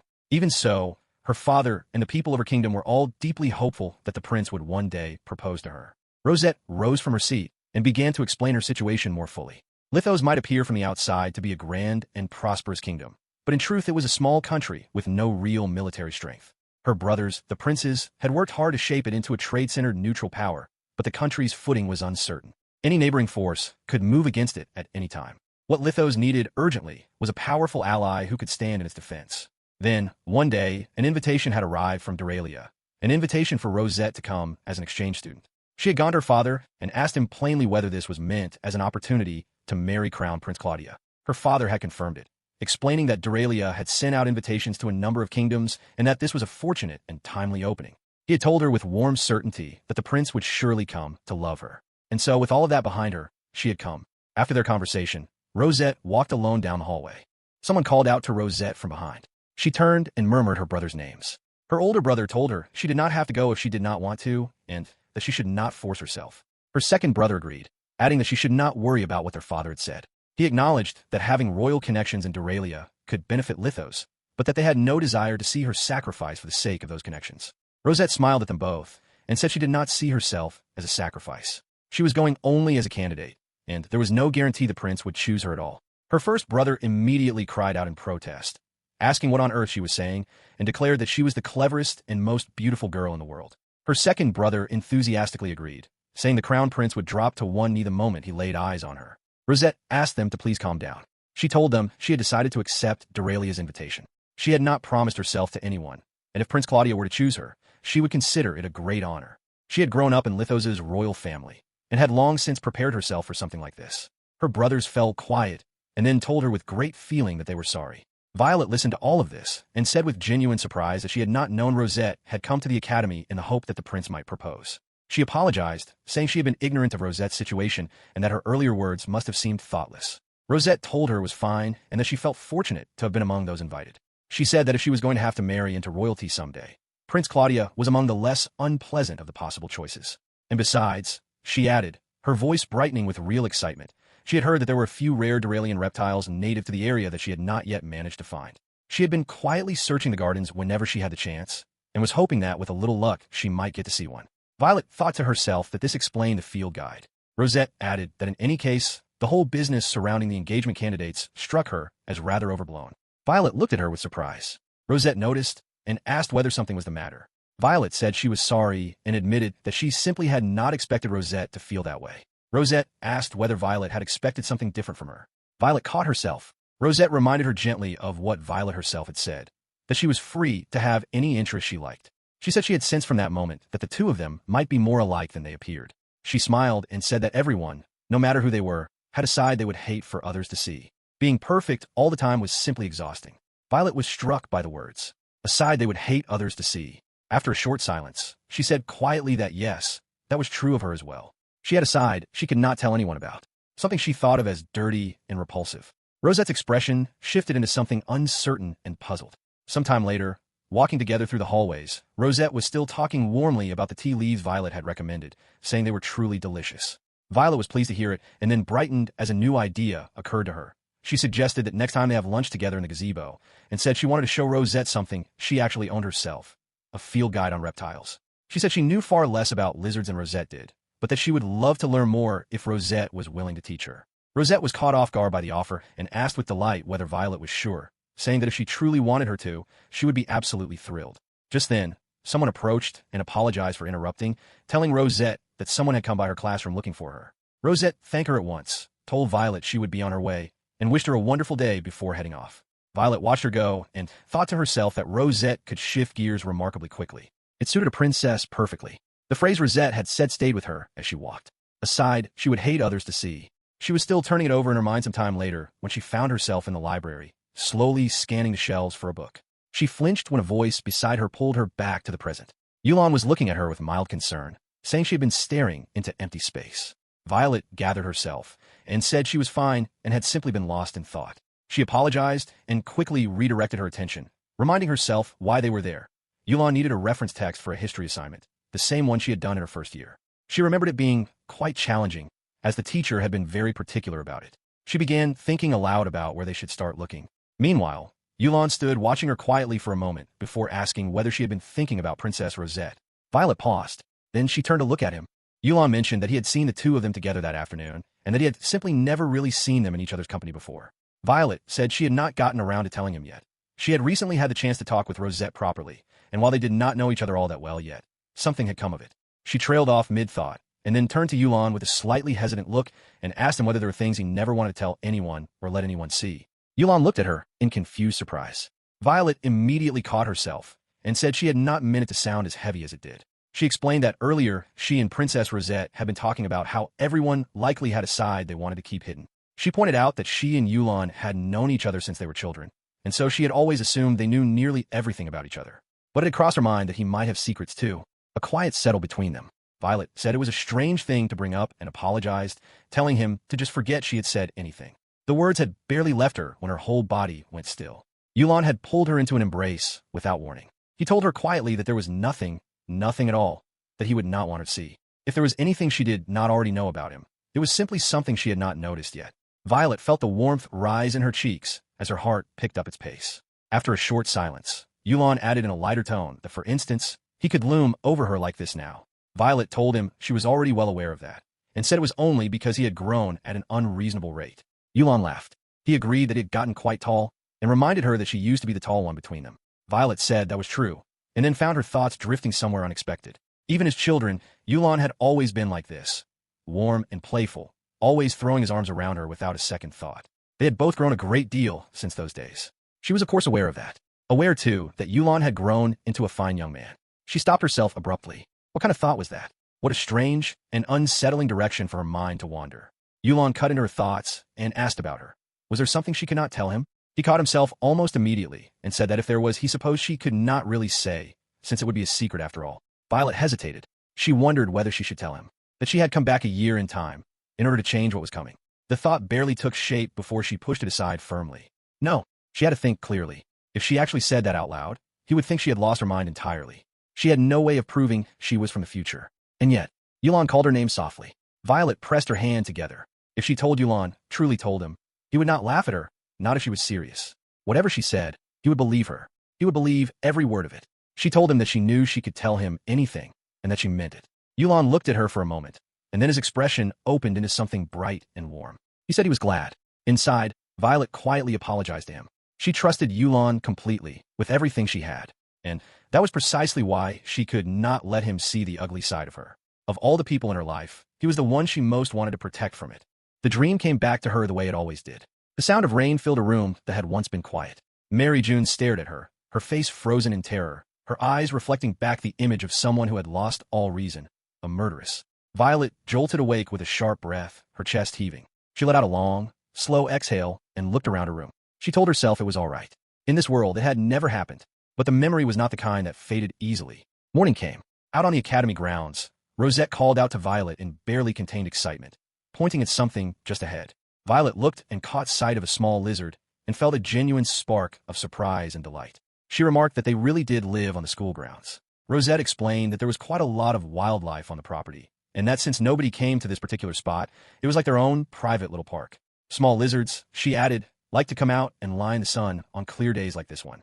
Violette found herself charmed by the idea of a lizard sunbathing and asked what species it was. Rosette considered it and suggested they try moving closer, telling Violette to go slowly. But before they could get near enough, the lizard startled and darted away. Rosette made a small sound of disappointment. Violette laughed and said it was remarkably fast, and that even the way it ran was endearing. She asked whether Rosette had ever actually touched one. Rosette's face lit up as she said yes, and that if a lizard was not too wary of people, it would happily climb right across your open palm. Violette immediately reached for the field guide and began flipping through it with interest. Rosette suddenly noticed that Violette had gotten leaves caught in her hair and told her so. Violette apologized with a slightly embarrassed laugh and said she had gotten carried away. Rosette was the one who apologized, saying it had been thoughtless of her to bring Violette out here in the first place. Violette told her firmly not to worry about it. Rosette offered her handkerchief and pointed out that Violette's clothes had gotten dirty as well. Violette thanked her, but said she would just brush herself off. She added that spending time with Rosette was well worth a little dirt, and that she had genuinely gotten a lot out of the morning. Rosette was visibly taken aback by the warmth of her words. Violet noticed and asked whether something was wrong. Rosette said quickly that she was perfectly fine, while thinking privately to herself that Lady Vio was going to steal her heart entirely if she was not more careful. Violet then remembered something and mentioned that Rosette had said she preferred bitter flavors. She told her that a cafe she visited often had recently started serving a dark chocolate and citrus dessert. Rosette said it sounded wonderful. Violet suggested they go together after class that day if she was free. Rosette apologized and said she would have loved to, but that she had a social appointment after class. Violet quietly understood what that meant. The social appointments were one-on-one teas between Prince Claudia and the young women being considered as potential brides. Since the prince traditionally did not make his proposal until the final ball, these private meetings were the lady's best and last opportunity to make an impression on him. The previous time, the prince had invited only Maryjun and afterwards had announced their engagement with great ceremony. Violet told Rosette she understood and said it was a shame, but that she hoped they would find another time to go. Rosette smiled and promised she would treat her next time. Then she turned and asked, almost as an afterthought, when Violet's own social appointment was scheduled. Violet flinched inwardly. She had almost forgotten about that. The previous time around, she had not needed to think about this sort of meeting at all. But this time, she too had received an invitation. When Lord Mila had approached her about it, she had come up with an excuse on the spot to avoid committing to a date. She doubted they would simply let the matter drop, but she had been putting it off all the same. She told Rosette that she was not particularly interested in attending one. Rosette looked surprised and asked whether she had actually turned down the invitation. Violet said she had not exactly declined, but pointed out that a social appointment was ultimately just a student council event and that her attendance was not required. Rosette was quiet for a moment. Then she said she hoped she was not being too forward, but that she wanted to ask something she had been wondering about. When they had spoken the other day, Violet had said she no longer had feelings for the prince. And yet from what Rosette had heard, Violet had been pursuing Prince Claudia quite persistently for some time. She asked gently whether something had happened between the two of them. Violet's heart jumped immediately. She began to say something, then stopped. Rosette's imagination immediately ran in an alarming direction, and she asked with urgent concern whether the prince had done something terrible to her, whether he was violent, or a womanizer, or a cheat. Violet told her firmly that nothing of the sort had happened, and that he had not done anything to her at all.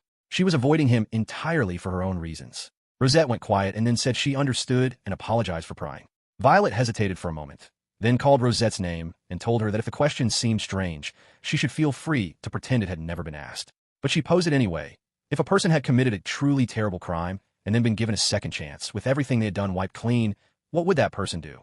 She waited in silence for an answer. Rosette turned the question over in her mind with some surprise, wondering what had prompted it. Before she could respond, the bell rang. Violet apologized and told her not to mind the question, suggesting they head back. Rosette walked alongside her, still quietly unsettled by what had been asked. Later, Rosette sat across from Prince Claudia at a small private tea. She thanked him graciously for the invitation and introduced herself properly. Rosette Megan of Lithos, honored to be received by His Highness. The prince gave a short and quiet reply, and then the room fell into silence. Rosette looked at him and thought that this was her first time speaking with him alone like this. She tried to open a gentle conversation, mentioning that her brother had told her trade between Duralia and Lithos was going very well, and that she had no doubt further ties between their kingdoms would continue to grow. The prince said nothing. Rosette observed him carefully from across the table. He seemed out of sorts, his mind somewhere else entirely. He did not appear to have any particular desire to talk. She began to wonder whether he already knew who he wanted to marry, and reminded herself that if that was the case, there was no point in feeling disappointed. She lifted her cup and took a sip of tea. She paused, surprised, and asked whether this was Cardina tea. The prince's manner shifted immediately, and he said he was impressed she had identified it, since Cardina was quite an obscure variety. Rosette thought to herself that he had finally managed a full sentence. She explained that she recognized it because she had drunk a cup in the lounge recently, and that Lady Violet had told her its name. The prince's attention snapped into focus the instant she said the name. Rosette caught herself. She had let it slip without thinking. Lady Vio had told her clearly that she was avoiding the prince, and here she had gone and mentioned her in the first breath. The prince, however, seemed to barely notice the slip. He said that made sense, since it was Violet who had suggested Cardina when they had been choosing a new tea for the lounge. He had asked for her opinion at the time, thinking she had some knowledge of teas, but she had surprised him completely. Once the lounge began serving it, the tea had become remarkably popular, with many people asking after it by name. He had also grown quite fond of it himself, and had taken to drinking a cup every day. He came to an abrupt stop mid-sentence, seeming to suddenly realize how much he had been talking. He cleared his throat and apologized, asking her to pay no attention to that. Rosette watched him with quiet interest. He then asked her, in a more composed tone, whether she and Violet were close. Rosette said that when both of them had time, they ate lunch together, though they had only met recently. Even so, she said, she could already sense a real kindness and warmth in her, The prince looked genuinely struck by this. Something in his eyes came alive, and he said that Rosette understood her so well. Rosette looked at him with puzzlement, not quite following. The prince said, with what appeared to be real embarrassment, that he was ashamed to admit he had misjudged Violette before. He had come to her with preconceptions already formed, and he regretted his foolishness deeply. He then asked, with a slight awkwardness, whether Rosette would mind if he asked her a few more questions. He said he wanted to learn more about Violette. Rosette stared at him, completely at a loss for words.